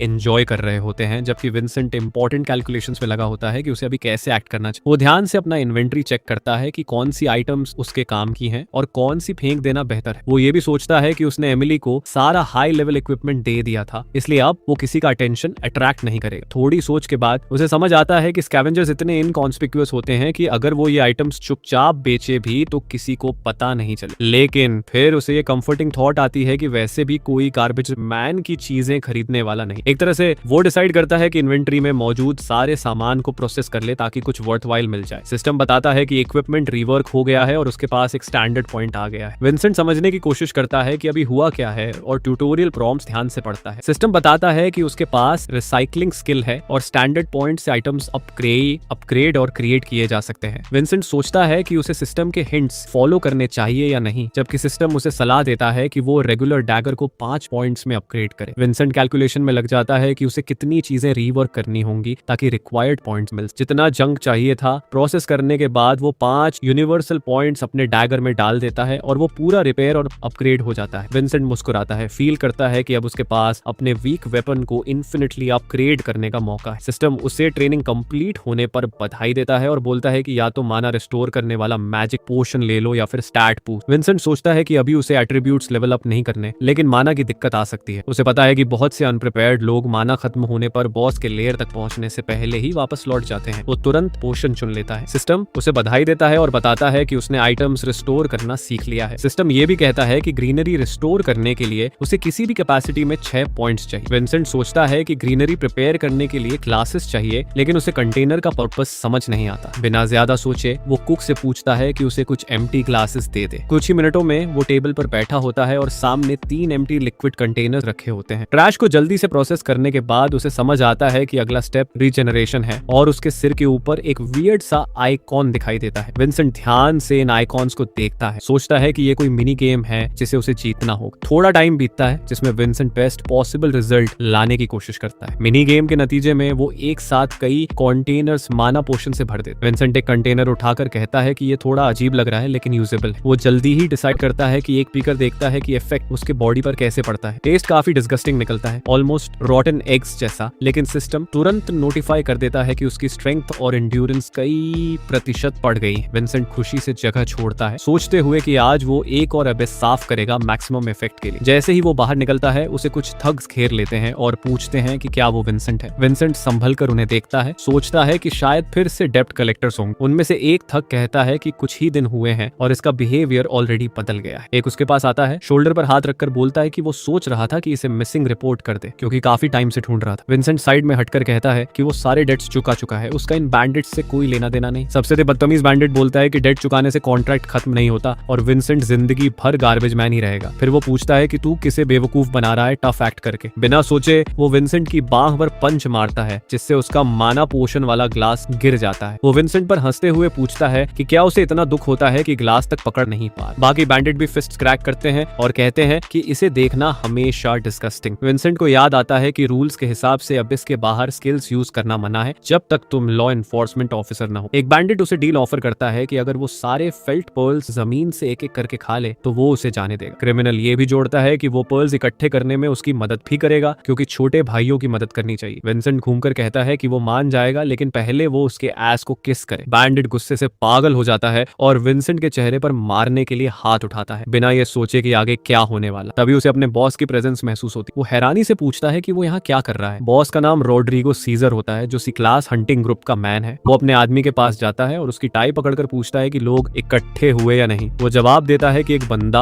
और चाहिए। सीजर पूछता है कि वो आखिरी मैन कहाँ है जिसे स्क्वाड में हायर होना था। विंसेंट वहां से निकलने की कोशिश करता है लेकिन रोड्रिगो उसे तुरंत रोक लेता है। इससे पहले कि विंसेंट कुछ बोले सीजर कहता है कि उसने अभी विंसेंट को अपनी हंटिंग पार्टी में हायर किया है। बैंडिट हैरान होकर कहता है कि ये तो सिर्फ गार्बेज मैन है लेकिन सीजर की बात अटल होती है। वो कहता है कि रेड मून के नीचे एबिस में एंटर करते वक्त सारे मॉन्स्टर्स बहुत ज्यादा फेरोशियस होंगे इसलिए उसे कैनन फॉडर चाहिए। विंसेंट समझ जाता है कि रेड मून मतलब बहुत मुश्किल समय आने वाला है क्योंकि ये फिनोमिनन रेयर और डेंजरस दोनों है। रेड मून के दौरान मॉन्स्टर्स पागल हो जाते हैं और रेयर क्रीचर्स भी दिखाई दे सकते हैं। रिवॉर्ड्स डबल हो जाते हैं और मैजिक क्रिस्टल्स की क्वालिटी भी बढ़ जाती है। विंसेंट मुस्कुराता है और कहता है कि वो इस प्रपोजल के लिए रेडी है और उसे पार्टिसिपेंट्स की लिस्ट में शामिल कर लो। सीजर अपने सामने वाले की इंटेलिजेंस की तारीफ करता है और बोलता है कि ऐसे लोग मिलकर खुशी होती है जो एंथुसियाज्म से भरे होते हैं। बिना टाइम वेस्ट किए वो उस दूसरे आदमी की तरफ मुड़ता है जिसे उसने टीम में बुलाया था और उसे पास आने को कहता है। विंसेंट एक अजीब सी चीख सुनता है और पीछे मुड़कर देखता है कि हुआ क्या। मुसीबत के बीच पहुंचकर वो देखता है कि टीम में शामिल होने वाला दूसरा मैन कोई और नहीं बल्कि लैरी है। लैरी डर के मारे विंसेंट की तरफ उंगली करता है। उसे तुरंत पहचान लेता है कि यही वो इंसान है जिसने उसकी फ्यूचर लाइफ बर्बाद कर। विंसेंट समझ जाता है कि अगले ही सेकंड उस पर इल्जामों की बरसात होने वाली है इसलिए उसे तुरंत कुछ करना पड़ेगा। वो आगे बढ़कर लैरी को पकड़ लेता है और उसे पीटते हुए कहता है कि अगर दांत बचाने हैं तो अपना मुंह बंद रख। लैरी भागने की कोशिश करता है लेकिन विंसेंट उसे कोने में पकड़ लेता है। विंसेंट उसे याद दिलाता है कि अगर उसने सबकी पावर्स यूज न की होती तो वो दोनों वहीं मर जाते। असल में विंसेंट ने ही उसकी लाइफ बचाई थी। रोड्रिगो पूछता है कि क्या तुम दोनों एक दूसरे को जानते हो, जिस पर विंसेंट झट से कहता है कि ऐसा कुछ नहीं, लैरी गलतफहमी में है। रोड्रिगो मुड़कर चला जाता है और बोलता है कि जो मैन अपने पूरे ग्रुप को मार चुका हो उसके दोस्त नहीं हो सकते। विंसेंट लैरी से पूछता है कि वो वहां से निकला कैसे। लैरी बताता है कि उसे 15 साल जेल की सजा सुनाई गई थी लेकिन बाद में सभी चार्जेस गिरा दिए गए और फाइन भरकर वो बैंकरप्ट हो गया। फिर वो तुरंत कॉम्पेंसेशन मांगता है कि उसे हुए नुकसान की भरपाई विंसेंट करे। विंसेंट गुस्से में बोलता है कि एक शब्द और बोला तो वो उसे सच में ट्रैश की तरह रिसाइकिल कर देगा। लैरी चुप हो जाता है। फिर उनकी ग्रुप सी सिटी सबवे की तरफ बढ़ती है जहां नया पोर्टल खुलने की तैयारी चल रही है। पोर्टल काफी थ्रेटनिंग लग रहा होता है लेकिन इससे हमारे हीरोज का आत्मविश्वास नहीं टूटता। विंसेंट लैरी और रोड्रिगो पोर्टल के पास पहुंचते हैं ताकि अपनी नई स्क्वाड से मिल सके। कैनन फॉडर स्क्वाड में उसे एक पार्ड मिलता है, चेस्टर, जो लेवल 3 का है। विंसेंट उन्हें ग्रीट करता है और बताता है कि वो लेवल 1 गार्बेज मैन है। लैरी भी अपना इंट्रोडक्शन देता है। चेस्टर विंसेंट को चीयर अप करने की कोशिश करता है और कहता है कि पैसे के लिए अपनी जान रिस्क करना कोई नई बात नहीं है, सब समझते हैं। फिर वो बोलता है कि टीम को एक लीडर चाहिए और पार्ड होने के नाते वो अपनी कैंडिडेसी प्रस्तुत करता है। टीम में एक हीलर और एक वॉरियर भी है जो अपने लो लेवल के कारण कोई एक्सप्रेशन नहीं दिखाते। रोड्रिगो आता है और बताता है कि 6 मुख्य ओथ पार्टिसिपेंट्स के अलावा इस बार 5 टेम्पररी मेंबर्स भी साथ हों। वो साफ कहता है कि टेम्पररी वाले कैनन फॉडर हैं ताकि लॉसेस कम हो और उन्हें रिकॉनेसेंस के लिए यूज किया जाएगा। वो ये भी जोड़ता है कि वो उनकी कॉम्बैट में कोई उम्मीद नहीं रखता और अगर मॉन्स्टर्स मिले तो उन्हें तुरंत भाग जाना चाहिए। अगर पैसे चाहिए तो कम से कम एक आदमी जिंदा बचना चाहिए, तभी सर्वाइवर्स को सारा पैसा मिलेगा। तभी स्क्वाड का हीलर जोर से खांसता है। वॉरियर पूछता है कि वो ठीक है। हीलर कहता है कि वो पीछे नहीं हट सकता क्योंकि उसकी 4 बेटियां हैं और उसे उन्हें खिलाना है। वॉरियर भारी सांस लेकर बोलता है कि उसकी बीवी बीमार है और मरने वाली है, इसलिए उसे इलाज के लिए सब कुछ रिस्क करना होगा। चेस्टर सबसे ऑप्टिमिस्टिक रहता है और विक्ट्री चांट्स करता जाता है ताकि टीम का मोराल बना रहे। वॉरियर फिर कहता है कि उनके स्क्वाड में कोई नया फेस आया है। चेस्टर बोलता है कि उनके स्क्वाड में कोई न कोई हमेशा मरता है। वॉरियर कहता है कि उन्हें इस बात की भी चिंता है कि वो नया आदमी मौत के मुंह में जाते हुए भी बहुत रिलैक्स लग रहा है। कुछ टाइम बाद टीम मिस्टीरियस कैटाकोम्स में जाकर एक्सप्लोर करना शुरू करती है। चेस्टर लैरी से कहता है कि हैरानी की बात कि अभी तक कोई मॉन्स्टर नहीं मिला, लेकिन लैरी उसे कहता है कि अपशगुन मत बोलो। हीलर कहता है कि यहाँ बहुत ठंड हो गई है। वॉरियर मानता है कि तापमान सच में गिर गया है। चेस्टर शिकायत करता है कि उसे पता था उसे और गर्म कपड़े पहनने चाहिए थे। कुछ ही देर में वो एक स्ट्रेंज प्रेशर पैनल पर पैर रख देता है, जिससे एक डेथली मैकेनिज्म एक्टिवेट हो जाता है। विंसेंट ऊपर देखता है और नोटिस करता है कि एक ह्यूज ब्लेड बार्ड के पास प्रकट हो रहा है, जो उसे टुकड़े टुकड़े कर देगा। अपनी इनक्रेडिबल स्पीड से वो चेस्टर को धक्का देकर बचा लेता है। चेस्टर पीछे मुड़कर देखता है और शॉक होता है, ब्लेड उसके करीब पड़ा होता है। विंसेंट खुद से सोचता है कि ये आदमी आज तक जिंदा कैसे बचा रहा। चेस्टर कहता है कि वो बहुत लकी है, लेकिन अब उसे बहुत केयरफुल रहना हो। लेकिन उसकी केयरलेसनेस फिर हावी हो जाती है और वो आगे बढ़ते हुए एक और ट्रैप एक्टिवेट कर देता है। इस बार सीलिंग से करीब 10 कोकून्स गिरते हैं। चेस्टर भाग जाता है, सोचते हुए कि इनमें कुछ डेंजरस हो सकता है। हीलर कहता है कि शायद इनमें लिविंग बीइंग्स हैं। उसके बोलते ही कोकून्स फटने लगते हैं और उनमें से जायंट क्लॉज बाहर निकल आती हैं। कुछ ही सेकंड में कोकून्स टूट जाते हैं और सुसाइड स्क्वाड पर लेवल 5 डीमन स्पाइडर्स का हमला हो जाता है। चेस्टर चिल्लाता है कि उसे स्पाइडर्स से कितनी नफरत। ये एलीट मॉन्स्टर्स वेनम भी फेंक सकते हैं। ये जानकर लैरी फायर स्किल्स से उन्हें खत्म करने की कोशिश करता है। कई आग के तीर निकलते हैं, उनके सिर पर लगते हैं, लेकिन कोई असर नहीं होता। दूसरे फाइटर्स कहते हैं कि ये एलीट मॉन्स्टर्स हैं, इन्हें हराने के लिए ऑर्गेनाइज्ड स्ट्रैटेजी चाहिए। वॉरियर आगे बढ़ता है मॉन्स्टर का अटेंशन अपनी तरफ करने के लिए, ताकि बाकी लोग डैमेज दे सकें। विंसेंट दूर खड़ा ध्यान से इन क्रीचर्स को ऑब्जर्व करता है। उनमें से एक उसे मेन टारगेट बनाकर उस पर अटैक करने आता है। स्पाइडर उसकी टांग काटने को लपकता है, लेकिन डैमेज 0। विंसेंट बोर चेहरे से एक तेज किक मारता है और स्पाइडर को चकनाचूर कर देता है। लैरी हैरान होकर सोचता है कि एक गार्बेज मैन इतना एरोगेंट कैसे हो सकता है। सिस्टम विंसेंट से पूछता है कि क्या वो डिस्ट्रॉयड स्पाइडर को प्रोसेस करने के लिए तैयार है। विंसेंट तुरंत रेडी बोल देता है और सिस्टम कॉर्प्स को रिसाइकिल कर देता है। उसे नए आइटम्स मिलते हैं और एक स्पेशल आर्कना भी, जिससे वो अपने वेपन को पॉइजन इफेक्ट दे सकता है। विंसेंट समझ जाता है कि अब वो कॉर्प्सेस रिसाइकिल करके स्किल कार्ड्स ही नहीं बल्कि आर्काना भी हासिल कर सकता है, जिससे वेपन्स को अपग्रेड किया जा सकता है। वॉरियर उसे टोकता है कि डे ड्रीम मत करो, अगर मदद नहीं कर सकते तो पीछे हटो। विंसेंट शांत रहते हुए अपना डैगर निकालता है और लासो का यूज करके अपनी ब्लेड को एनहांस करता है। उसकी ब्लेड का लुक बदल जाता है और वो स्पाइडर स्टिंग जैसी दिखाई देने लगती है। चेस्टर अभी भी भाग रहा होता है, सोचता है कि हाईएस्ट लेवल होने के बावजूद उसे लड़ने में कितनी दिक्कत हो रही है। वो दूसरे ब्लो से बचता है और सोचता है कि इस स्थिति में उसे क्या करना चाहिए। वो मानता है कि उसकी प्रोफेशन कॉम्बैट के लिए नहीं बनी, वो सिर्फ दूसरों को पावर बूस्ट दे सकता है। लेकिन अब वो थोड़ा ज्यादा डिटरमिन्ड हो जाता है, समझ जाता है कि हालात बहुत डेंजरस है और उसे पता है कि उसे क्या करना है। फिल्ड विद इनक्रेडिबल डिटर्मिनेशन वो अपने कॉमरेड्स का मोराल बढ़ाने के लिए एक पॉपुलर सॉन्ग परफॉर्म करता है। विंसेंट इतना खराब परफॉर्मेंस देखकर हैरान रह जाता है और सोचता है कि इस पार्ट को क्या हो गया है और वो ऐसी बेकार हरकत क्यों कर रहा है। ये अमेजिंग ट्यून सुनकर स्पाइडर और भी एक्साइटेड हो जाता है और सिस्टम सबको नोटिफाई करता है कि ये मॉन्स्टर्स और स्ट्रॉन्ग हो गए हैं। चेस्टर गुस्से में वहां से निकल जाता, समझ नहीं पाता कि अभी हुआ क्या। उसे एहसास होता है कि शायद उसने गलत सॉन्ग बजा दिया था। बिना सोचे समझे वो पीछे मुड़ता है और देखता है कि एक स्पाइडर उसकी तरफ तेजी से भागता हुआ आ रहा है, उसे छोटे छोटे टुकड़ों में बांटने के लिए तैयार। किस्मत वो मॉन्स्टर उसी समय मर जाता है क्योंकि विंसेंट उसे बचाने पहुंच जाता है। अपनी अपग्रेडेड वेपन के साथ वो उस ह्यूज कीड़े को कुछ ही सेकंड्स में काट कर खत्म कर देता है। इधर स्क्वाड के बाकी सदस्यों को फील करते हैं कि मॉन्स्टर्स और भी स्ट्रॉन्ग हो गए हैं और समझ जाते हैं कि अब उन्हें पीछे हटना पड़ेगा। वॉरियर को भी एहसास होता है कि अर्जेंटली उसे कुछ ऐसा सोचना पड़ेगा जो उन्हें इन मॉन्स्टर्स के चंगुल से बचा सके, वरना वो बच नहीं पाएंगे। लैरी भी इन मॉन्स्टर्स से लड़ने में ज्यादा कामयाब नहीं हो रहा क्योंकि उसकी स्किल्स काफी वीक है। विंसेंट अपने केयरलेस साथियों को बचाने के लिए अपनी बेस्ट वेपन लेकर आगे बढ़ता है, एक के बाद एक अटैक करता हुआ जो भी मॉन्स्टर उसके सामने आता है उसे मिटा देता है। लैरी यकीन नहीं कर पाता कि जिसे वो हमेशा पैथेटिक वर्म कहता था, आज वही उसकी जान बचा रहा है। और भी ज्यादा मॉन्स्टर्स जमीन पर गिरते जाते हैं, छोटे छोटे टुकड़ों में कटे हुए। उसके एलाइज कुछ समझ भी नहीं पाते। इससे पहले ही विंसेंट उनके पीछे खड़ा होता है अपनी ट्रस्टी ब्लेड पकड़े हुए। हीलर्स और वॉरियर मुड़कर चेस्टर को देखते हैं, मानते हैं कि ये सब उसी ने किया है और उसे बोलते हैं कि उस गार्बेज मैन को इग्नोर करे जिसने असल में पूरा काम किया था। विंसेंट सोचता है कि डीमन स्पाइडर्स पॉइजन रेजिस्टेंट हैं, इसी वजह से उसकी वेपन उन पर इतना असर नहीं कर रही थी। चेस्टर यकीन ही नहीं कर पाता कि उसने कोई प्रोग्रेस की है, कहता है कि उसने तो बस अपने एलाइज को स्ट्रॉन्ग बनाना चाहा था। विंसेंट सोचता है कि इस जंगल के मॉन्स्टर्स इंटेलिजेंट नहीं हैं और वो ऐसे टारगेट्स पर अटैक करते हैं जिन्हें वो देख नहीं सकते। उसे ये भी समझ आता है कि ऐसे में मॉन्स्टर्स बस मुड़कर भाग जाएंगे और खुद को रीग्रुप करेंगे। कुछ बची हुई स्पाइडर्स विंसेंट को देखते ही कांपने लगती हैं और फिर पीछे मुड़कर अंधेरे में गायब हो जाती हैं। विंसेंट बोलता है कि ये सब बहुत प्रिडिक्टेबल था। लैरी ये सब देखकर कहता है कि ये तो सिर्फ पहली लोकेशन है और ये ऑलरेडी इतना डरावना है। विंसेंट बताता है कि वो काफी आर्काना प्रोसेस कर चुका है और अब बस एक रखेगा, बाकी स्किल पॉइंट्स के लिए एक्सचेंज कर देगा। एक्सचेंज खत्म होते ही उसे 54 एट्रीब्यूट पॉइंट्स मिल जाते जाते हैं जो वो खुद पर यूज कर सकता है। लैरी टॉर्च चलाता है और वो लोग थोड़ी रेस्ट के बाद आगे बढ़ने का फैसला करते हैं। वो कहता है कि उनका मिशन है जितना आगे जा सकें जाएं और अब बहुत सावधानी रखनी होगी। वो ये भी कहता है कि ट्रैप्स में नहीं फंसना चाहिए। विंसेंट हंस देता है क्योंकि उसे पता है कि ये बात सिर्फ उसी पर तंज है। आसपास देखने पर विंसेंट को अचानक एक अजीब सा मिरर दिखता है जो थोड़ा पोर्टल जैसा लगता है। सिस्टम उसे बताता है कि ये एक सीक्रेट बजरकर जोन है जिसमें काफी वैल्यूएबल ट्रेजर्स। वो नोट करता है कि ऐसी जोन्स रेड मून की वजह से बनती हैं और सोचता है कि उसे एक्सप्लोर करना चाहिए या नहीं, शक ना लगे। इसलिए वो एक ब्लडी नाइटमेयर को कहता है कि उसका डबल बनाए। कुछ सेकंड्स बाद एक सिलुएट बनती है जो थोड़ा विंसेंट जैसी लगती है। विंसेंट अपने डबल से कहता है कि थोड़ा इनके साथ रहा, बाद में उसे वापस ले जाएगा। कुछ देर बाद चेस्टर मुड़कर देखता है और विंसेंट को अपनी तरफ भागते हुए पाता है। पूछता है कि वो कहाँ था। विंसेंट जवाब नहीं देता और चेस्टर बोलता है कि उसे उठना नहीं चाहिए वरना वो मर जाए। उधर असली विंसेंट आगे बढ़ चुका होता है इस सीक्रेट एरिया को एक्सप्लोर करने, जो उसे अपनी रोशनी में खींच लेता है। कुछ देर बाद वो खुद को एक अजीब सी जगह में पाता है जो एक बड़ी सैंडी केव जैसी लगती है। ये केव काफी शैलो निकलती है और विंसेंट जल्दी बाहर निकल जाता है। खुद को एक जिंट एरेना में पाता। पहली नजर में एरेना खाली लगता है, लेकिन फिर उसे ऊपर से एक अजीब सी चर्पिंग आवाज सुनाई देती। वो ऊपर देखता है और पाता है कि एक जायंट स्पाइडर ऊपर छुपा बैठा है और उसके ऊपर गिरने के लिए तैयार है। विंसेंट आखिरी सेकंड में पीछे कूदकर अपनी जान बचा लेता है क्योंकि ये मॉन्स्टर काफी स्ट्रॉन्ग है। उसे समझ आता है कि अब वो एक बेहद खतरनाक लड़ाई में फंस चुका है। ये एनिमी और कोई नहीं बल्कि स्पाइडर क्वीन है जो यहाँ आने वाले हर इंसान को निगल जाती। विंसेंट अपनी एजिलिटी दिखाता है, लगातार उसके अटैक डॉज करता है और अपनी डैगर निकालकर बॉस को खत्म करने की तैयारी करता है। शुरुआत में वो उसकी लिम्स वीकन करना चाहता है ताकि बाकी अटैक कम रिस्की हो, लेकिन स्मोक हटने पर उसे दिखता है कि एक भी चोट का असर नहीं हुआ। विंसेंट हैरान रह जाता है कि आखिर हो क्या रहा है और क्रीचर के पैरों पर एक भी स्क्रैच क्यों नहीं पड़ा। क्वीन फिर एक और अटैक के लिए दौड़ती है ताकि विंसेंट को दीवार पर पीस दे। विंसेंट अटैक ब्लॉक कर लेता है। कुछ डैमेज कम हो जाता है लेकिन इनर्शिया उसे कई मीटर दूर उड़ा देती है। वो तेजी से जमीन पर गिरता है और एक बड़ा क्रेटर बन जाता है, पर यह डैमेज उसे तोड़ नहीं पाता और वो ऑल सीइंग आई स्किल यूज करता है। सिस्टम बताता है कि उसके सामने लेवल 20 एलीट मॉन्स्टर है जो काफी बड़ा थ्रेट। विंसेंट सोचता है कि अगर वो इस क्रीचर को प्रोसेस कर ले तो उसे एलीट एबिलिटीज मिले। मॉन्स्टर अचानक अपना मुंह खोलता है और वेब शूट करता है ताकि विंसेंट को इमोबिलाइज करे, लेकिन विंसेंट आखिरी पल में टॉर्च करता है। उसी समय वो हवा में जंप मारता है अटैक के लिए बेस्ट पोजीशन लेने। एम करके वो बिग बैंग स्किल यूज करता है ताकि स्पाइडर को फायर डैमेज दे। स्पाइडर के रिएक्ट करने से पहले ही उसके सिर पर एक ह्यूज मैग्मेटिक ब्लास्ट पड़ता है। वो स्टन्ड हो जाता है, लेकिन इतने घाव भी उसे हराने के लिए काफी नहीं हो। स्पाइडर फिर वेब फेंकता है, लेकिन वो भी फेल हो जाता है। स्पाइडर हार नहीं मानता और बहुत सारी वेब विंसेंट की तरफ शूट करता है। विंसेंट रनिंग बेड यूज करके बच निकलता है। उसे समझ आता है कि ये स्पाइडर फायर प्रूफ है, यानी फ्लेम से नहीं डरता। अब उसे कुछ और सोचना पड़ेगा। वो बिना सोचे डिस्टेंस कम करने का फैसला करता है और सोचता है कि अब ब्रूट फोर्स से ही काम चले। विंसेंट कहता है कि वो स्पाइडर को क्लासिक तरीके से मारेगा और ब्लेड से स्ट्राइक की तैयारी करता है। स्पाइडर जायंट समझ जाता है कि उसने गलती कर दी है, पर अब बहुत देर हो चुकी। विंसेंट एक पावरफुल ब्लो मारता है और सिस्टम बताता है कि उसने एनिमी के वीक पॉइंट पर क्रिटिकल डैमेज दिया है। वो स्पाइडर की आंखें काट देता है जिससे वो जोरदार चीख निकालता है। अगर वो इस जगह का किंग न होता तो ये चीख पूरे डंजन में सुनाई देती। विंसेंट कहता है कि लेवल 5 डीमन स्पाइडर्स जहरीले होते हैं, लेकिन बड़े स्पाइडर्स पॉइजन रेजिस्टेंट नहीं होते। वो समझता है कि शायद ये उनकी डिफेंसेस और रिप्रोडक्शन एबिलिटीज के बदलने की वजह से है, क्योंकि अब उन्हें अकेले शिकार नहीं करना पड़ता। जायंट स्पाइडर समझ जाता है कि उसे इस अटैक का जवाब अर्जेंटली देना होगा, वो भी कुछ अनएक्सपेक्टेड से। विंसेंट रियल में मेन अटैक और वेबिंग से ऑफ गार्ड पकड़ा जाता है और समझ जाता है कि अब वो इसको डॉज नहीं कर पाएगा। स्पाइडर एक जायंट वेब बनाता है और उसे अपने चारों तरफ घुमाकर ओपोनेंट को गिराने की कोशिश करता है। इसी तरह मैं कैरेक्टर पूरी तरह वेब में फंस जाता है और पहले जैसी स्पीड से मूव नहीं कर पाता। इजी प्रे की स्मेल फील करते हुए जेंटा स्पाइडर धीरे धीरे विंसेंट के और करीब आने लगता है ताकि उसे खत्म कर सके। विंसेंट को मजा आता है कि उसका प्लान बिल्कुल वैसे ही चल रहा है जैसा उसने इमेजिन किया था और वो बजरकर स्टेट एक्टिवेट कर लेता है ताकि वो जल्दी से वेब से बाहर निकल सके। कुछ ही मोमेंट्स में वो सारी बॉन्ड्स तोड़ देता है जो उसकी मूवमेंट्स को रोक रही थी और आगे फटने के लिए तैयार हो जाता है। स्पाइडर को रिएक्ट करने का मौका दिए बिना वो जोरदार रफ्तार से आगे बढ़ता है और एक मॉन्स्ट्रस अटैक करने की तैयारी करता है। ये अटैक इतना पावरफुल होता है कि इस जायंट क्रीचर की कई आंखें सॉकेट से बाहर उड़ जाती है। इसके अलावा इस वार से जायंट इंसेक्ट का सिर भी उड़ जाता है और वो हमेशा के लिए अगले दुनिया में चला जाता है। सिस्टम उसे कार्ड्स की आर्केड वर्जन अपग्रेड ऑफर करता है जिनसे रेज की ड्यूरेशन बढ़ सकती है या डिस्प्ले एनहांस हो सकता है। विंसेंट इन ऑप्शंस को ध्यान से एनालाइज करता है, ये समझते हुए कि इनमें से एक ऑप्शन में उसकी हेल्थ धीरे धीरे 0 तक ड्रेन हो जाएगी। वो ये भी नोट करता है कि सेफ ऑप्शन चुनना लॉजिकल होता, लेकिन ये स्पाइडर कोई नॉर्मल मॉन्स्टर नहीं। उसे समझ आता है कि पहला बूस्ट लेने से वो काफी अपग्रेड हो जाएगा, पर हेल्थ ड्रेन बहुत ज्यादा है। हालांकि वो फिर भी यही ऑप्शन चुनता है क्योंकि उसे भरोसा है कि रीजेनरेटिव एबिलिटी इस साइड इफेक्ट को कम नोटिसेबल कर दे। विंसेंट को ये भी समझ आता है कि ये बफ उसे उन एनिमीज को डैमेज देने देगा जिनकी फिजिकल डैमेज रेजिस्टेंस बहुत ज्यादा है। इस बीच जायंट मॉन्स्टर कुछ इंटरेस्टिंग कार्ड्स भी ड्रॉप करता है जिन्हें रिसाइकल या बेच सकते हैं। ध्यान से चुनने के बाद विंसेंट एक कार्ड पर रुकता है जो उसे सबसे अच्छा लगता है। उसे पता है कि उसने ऐसा उपकरण चुना है जिसे वो अबिस से ऑफिशियली बाहर ले जा सकता है और इससे उसे अच्छी इनकम भी होगी। इसके तुरंत बाद वो अपनी डेटी को समन करता है ताकि वो बाकी बचे मॉन्स्टर पार्ट्स और रिवॉर्ड्स को रिसाइकिल कर दे। विंसेंट देखता है कि कैसे अनगिनत हाथ धीरे धीरे स्पाइडर के मैसिव बॉडी आइलैंड को अबिस में खींच कर ले जाते हैं। वो सोचता है कि इतनी बड़ी हाई रैंकिंग क्रीचर को रिफाइन करने पर उसे किस तरह का रिवॉर्ड मिलेगा। सिस्टम उसे बताता है कि अब वो 4 न्यूबॉर्न स्पाइडर्स समन कर सकता है जो उसके साथ लड़ेंगे और अपने कॉम्बैट एक्सपीरियंस के हिसाब से इवॉल्व भी होंगे। विंसेंट को ये रिवॉर्ड बहुत बड़ा लगता है क्योंकि अब वो न सिर्फ इन्हें समन कर सकता है बल्कि अपग्रेड भी कर सकता है। उधर कैनन फॉडर ग्रुप अपनी एक्सप्लोरेशन जारी रखता है और एक इंटरेस्टिंग जगह पर पहुंचता है। चेस्टर कहता है कि उसने सोचा नहीं था कि अबिस में इतनी वैल्यूएबल माइन मिलेगी। हीलर कहता है कि उसे नहीं लगा था कि यहाँ इतने सारे मैजिकल क्रिस्टल्स होंगे और अंदाजा लगाता है कि ये सब रेड मून की वजह से। इसके तुरंत बाद हीलर एक स्पेशल स्किल यूज करता है जो 60 मीटर की त्रिज्या में मौजूद सारे ऑब्जेक्ट्स को मार्क कर देता है। अब इस ग्रुप का हर मेंबर रॉड्रिगो की स्क्वाड समेत यहाँ मौजूद वैल्यूएबल मटेरियल्स को साफ साफ देख सकता है। लैरी हीलर से पूछता है कि क्या वो दिमाग से पागल है। कहता है कि वो ये ट्रेजर खुद भी रख सकते थे। हीलर कहता है कि ऐसी बात सोचना भी बेवकूफी है क्योंकि अगर रॉड्रिगो की स्क्वाड ने ये जगह खुद पा ली होती तो ये लोग बच नहीं पाते। लैरी समझ जाता है कि यहाँ पर वाले लोगों के लिए उसकी जान की कोई कीमत नहीं है और वो सच में उन्हें मारकर एक्सीडेंट बता सकते थे। उसे अपने वो मोमेंट्स याद आते हैं जब उसने अपने लोगों को बिट्रे किया था, उन्हें ट्रैश समझकर जिन्हें फेंक देने में उसे कोई फर्क नहीं पड़ता था। उसकी एरोगेंस थोड़ी देर के लिए बढ़ जाती है लेकिन फिर तुरंत उसी डर से दब जाती है जो उसने हाल ही में झेला है। विंसेंट की डेटी ने उसे अबिस में लगभग खींच लिया था और ये फीलिंग उसकी साइकी में इतनी गहरी ट्रॉमा छोड़ गई है कि वो जिंदगी भर इससे बाहर नहीं आ पाए। ट्रॉमा से थोड़ा संभल कर उसे एहसास होता है कि ये सब उसी कमबख्त की गलती है जो उसके आसपास घूम रहा है और क्रिस्टल्स कलेक्ट कर रहा है। वो सोचता है कि उसका लेवल फिर से लो है लेकिन उसे इससे फर्क नहीं पड़ता, उसे बस पैसे चाहिए। वो कुछ क्रिस्टल्स उठाता है और सोचता है कि अगर अच्छी गियर मिल जाए तो वो स्कैवेंजिंग ग्रुप की मेन फोर्स ज्वाइन कर सकता है। इसलिए वो फैसला करता है कि कुछ क्रिस्टल्स चुरा कर अपने पास रखे और अमीर बने। तभी सिस्टम बाकी प्लेयर्स को नोटिफाई करता है कि वो इस लोकेशन में ट्रैप हो चुके हैं। एक लेजर ब्लास्ट लैरी और वॉरियर के पास से गुजरता है जो बेहद डेडली है। ये शॉट हीलर के माथे पर लगता है जो बेखबर वहीं खड़ा था और वो तुरंत मर जाता है। वॉरियर अपने डेड कॉमरेड को देखकर डर जाता है और सोचता है कि आखिर ये हो क्या रहा है। उधर विंसेंट बजर्कर की रूम में थोड़ी देर और रुकने का फैसला करता है जिसे उसने बड़ी मुश्किल से क्लियर किया था। वो एक सिंगल टैरेंटुला समन करता है ताकि देख सके कि इस लेवल पर वो कितना इफेक्टिव। विंसेंट को लगता है कि शुरुआत में ये क्रीचर्स बेकार और सॉफ्ट टॉयज जैसे दिखते हैं। सिस्टम बताता है कि ये क्रीचर लेवल 5 डीमन स्पाइडर तक ग्रो कर सकता है अगर उसके स्टैट्स बढ़ाए जाएं। विंसेंट समझता है कि इसे इफेक्टिव बनने के लिए कम से कम लेवल 5 तक पहुंचाना पड़ेगा और वो इसे कुछ पॉइंट्स देने की कोशिश करता है। क्यूट क्रीचर अपनी आंखें और बड़ी कर लेता है और फिर अपना मुंह खोल देता है पॉइंट्स लेने के लिए। पॉइंट्स का ट्रांसफर पूरा होता है और सिस्टम बताता है कि स्पाइडर का लेवल बढ़ गया है और उसे वेब इंटरैक्शन का स्पेशल स्किल मिल गया है। इधर कैनन फॉडर स्क्वाड इस डेडली ट्रैप से बाहर जाने का रास्ता ढूंढने की कोशिश करता है जिसने उनके साथी की जान ली। लैरी कहता है कि ये सब एक्सीडेंट था लेकिन वॉरियर समझ जाता है कि वो ही इसके लिए जिम्मेदार है। वो उसे पकड़ लेता है और स्कमबैग कहता है, उसे अक्यूज करता है कि हीलर को उसी ने मरवाया जिसने कभी ऐसा रिजल्ट डिजर्व नहीं किया। वो ये भी कहता है कि हीलर ये सब अपनी फैमिली के लिए कर रहा था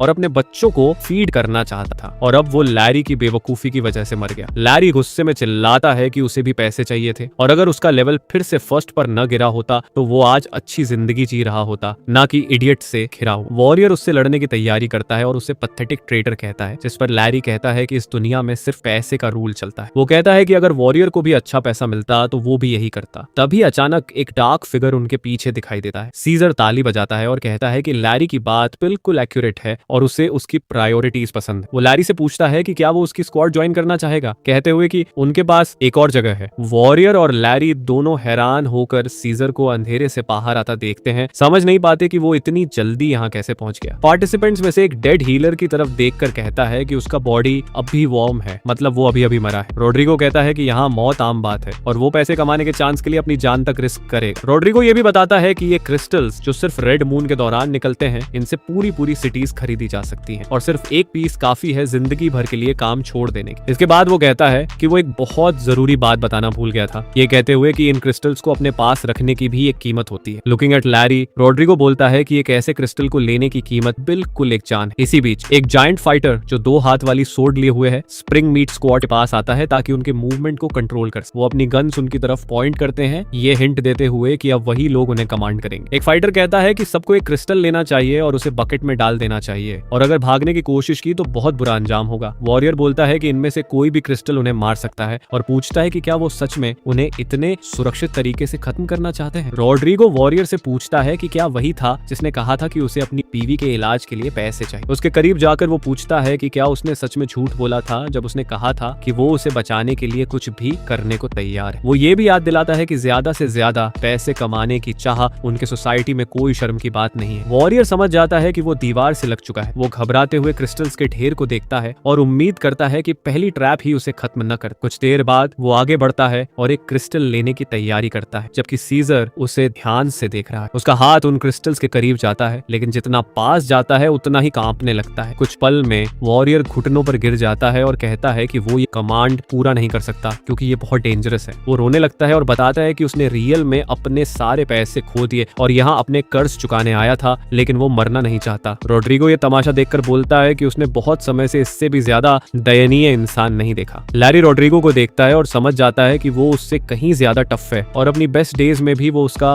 मुकाबला नहीं कर सकता। फिर वो रॉड्रिगो के पास जाकर बोलता है कि वो बस एक फायर मेज है, लेकिन उनकी पार्टी में ज्वाइन करना चाहता है, और पूछता है कि क्या वो उसे एक्सेप्ट कर सकते हैं। सीजर अपने साथी से पूछता है कि क्या उसने ऐसा कुछ कहा था। उसका साथी जवाब देता है कि हाँ, उसने ऐसा ही कहा था। रॉड्रिगो लैरी की तरफ मुड़कर उसे पास आने को कहता है और लैरी तुरंत उसके सामने घुटनों पर गिर जाता है। वो बोलता है कि वो उसके लिए अपनी जान देने को तैयार है। तभी रॉड्रिगो उसके चेहरे पर एक जोरदार किक मारता है। वो पूछता है कि क्या लैरी ने सच में सोचा था कि उसके लिए कोई जगह होगी, क्योंकि वो कभी भी ऐसा कचरा अपनी रैंक्स में शामिल नहीं करेगा। सीजर बोलता है कि लैरी एक दयनीय ट्रेटर है, वो वैसे भी मरने वाला है और उसकी मौत को कम से कम थोड़ी वैल्यू दे देगा। सीजर लैरी को लगातार मारता रहता है और बोलता है कि वो यहाँ से जिंदा जाने वाला नहीं है और वो उसे इन क्रिस्टल्स के लिए एक लिविंग डेड में बदल देगा। चेस्टर समझ जाता है कि अब वो लोग एक बड़े झंझट में फंस चुके हैं। उधर विंसेंट वापस आता है और अपने डबल के साथ जगह बदलता है। यंग बार्ड घबराने लगता है और सोचता है कि ऐसी सिचुएशन में क्या किया जाए। विंसेंट बार्ड के डर को फील करता है और उसके कंधे पर हाथ रखकर उसे सलाह देता है कि कोई भी बेवकूफी भरा कदम मत उठाना। फिर वो कहता है कि सब उसे पर छोड़ दो और यहाँ बिना किसी सडन मूवमेंट के रुको, नहीं तो कुछ गलती हो जाएगी। विंसेंट सोचता है कि आखिर इन क्रिस्टल्स को कलेक्ट करना कितना डेंजरस हो सकता है। इरिटेटेड विज़र्ड और उसका दोस्त पूछते हैं कि ये कौन सा क्लाउन आ गया है जो इतनी बेवकूफी भरे सवाल पूछ रहा है। विंसेंट उन्हें इग्नोर करता है और चुपचाप क्रिस्टल्स के ढेर की तरफ बढ़ जाता है ताकि एक क्रिस्टल उठा सके। बाकी लोग तुरंत पीछे हट जाते हैं ताकि ट्रैप में न फंस जाएं। छुपते हुए वो विंसेंट को गालियां देते हैं और बोलते हैं कि कम से कम उन्हें वार्न तो कर देता, कुछ नहीं होता। और बैटल ग्रुप के लोग सोचने लगते हैं कि क्या ये लड़का खुद मौत को भी बुद्धू बना गया है या ट्रैप ही टूट चुकी है। विंसेंट सोचता है कि अगर ये डेथ ट्रैप भी है तो भी ठीक, अगर वो सारी शर्तें पूरी कर देगा तो या तो ट्रैप पहले ही खुलेगी या फिर कुछ होगा ही नहीं। वो बड़े आराम से कई क्रिस्टल्स उठाना शुरू कर देता है, उन हंटर्स को नजरअंदाज करते हुए जो डर के मारे उसे देख रहे हैं। रॉड्रिगो नोटिस करता है कि ट्रैप कई बार क्रिस्टल उठाने के बाद भी एक्टिवेट नहीं हुई। वो कहता है कि शायद इस मैन की लक 60 से ऊपर है। विज़र्ड कहता है कि उसने किसी को नहीं देखा जिसके पास लेवल 1 पर इतनी हाई लक हो। दूसरा लड़का क्रिस्टल्स के पास जाता है और कहता है कि एक ही लॉजिकल बात है, ट्रैप टूट चुकी है। वो एक क्रिस्टल उठाता है और पीछे मुड़कर अपने साथी से कहता है कि देखा, कुछ नहीं। उसे अंधेरे में एक फ्लैश नहीं दिखती। ये फ्लैश एक एनर्जी बोल्ट में बदलती है जो तुरंत उसके सिर को छेद देती। वो वहीं गिर जाता है और बाकी लोग डर से जम जाते हैं। रॉड्रिगो आराम से कहता है कि हाई लक शायद विंसेंट की उसी प्रोफेशन से जुड़ी है जो एबिस में बदल गई थी। वो ये भी सोचता है कि आखिर कौन अपने एट्रीब्यूट पॉइंट्स लक जैसी बेकार चीज पर खर्च करे। वो याद करता है कि उसका असली प्लान था कि वो सबको मारकर बाद में उन्हें यूज करे, पर अब सब बदल गया है। वो बोलता है कि उसे सिर्फ विंसेंट चाहिए, बाकी कैनन फूड स्क्वाड को खत्म किया जा सकता है। वॉरियर पीछे हटता है और बोलता है कि अब उनके चांसेस 0 हैं क्योंकि उनके सामने ब्लड ओथ स्क्वाड है। लारी जो पहले ही बहुत पिट चुका है, डरते हुए सोचता है कि उसके पास अब कोई ऑप्शन नहीं। वो एक क्रिस्टल उठाता है और भाग जाता है, ये उम्मीद करते हुए कि वो एबिस से निकलकर ये क्रिस्टल बेचकर अमीर बन जाएगा। विंसेंट साइड में देखकर पूछता है कि लैरी क्यों भाग रहा है और कहता है कि वो लोग अपनी नंबर से इन ओपोनेंट्स को हरा लेंगे। वॉरियर कहता है कि अब वो लोग कम संख्या में हैं, लेकिन विंसेंट टेंशन नहीं लेता और कहता है कि उन्हें हराने के लिए लोग काफी हैं। अचानक बैटल ग्रुप के एक फाइटर को अजीब सी चू चू की आवाज आती है और वो अपने साथी से पूछता है कि क्या उसे भी वही आवाज सुनाई दे रही है। वॉरियर अपनी सोर्ड घुमाता है और कहता है कि उसे कुछ समझ नहीं आ रहा। इसी बीच विज़र्ड ऊपर देखता है। वो जल्दी ही कुछ अजीब ह्यूमनॉइड स्पाइडर्स को देखता है जो तेजी से बैटलफील्ड की तरफ बढ़ रहे हैं। ये मॉन्स्टर्स खतरे वाला पोज लेते हैं और विंसेंट के ऑर्डर पर बैटल ग्रुप पर अटैक करने की तैयारी करते हैं। चेस्टर कहता है कि अब वो लोग 2 मुसीबतों के बीच फंस गए। विंसेंट उसे आश्वस्त करता है कि वो ये मॉन्स्टर्स रास्ते में ही उठा लाया। फिर वो अपना एनहांस्ड परसेप्टिव विजन एक्टिवेट करता है ताकि वो अपने ओपोनेंट्स को असेस कर सके। सबसे बड़ा खतरा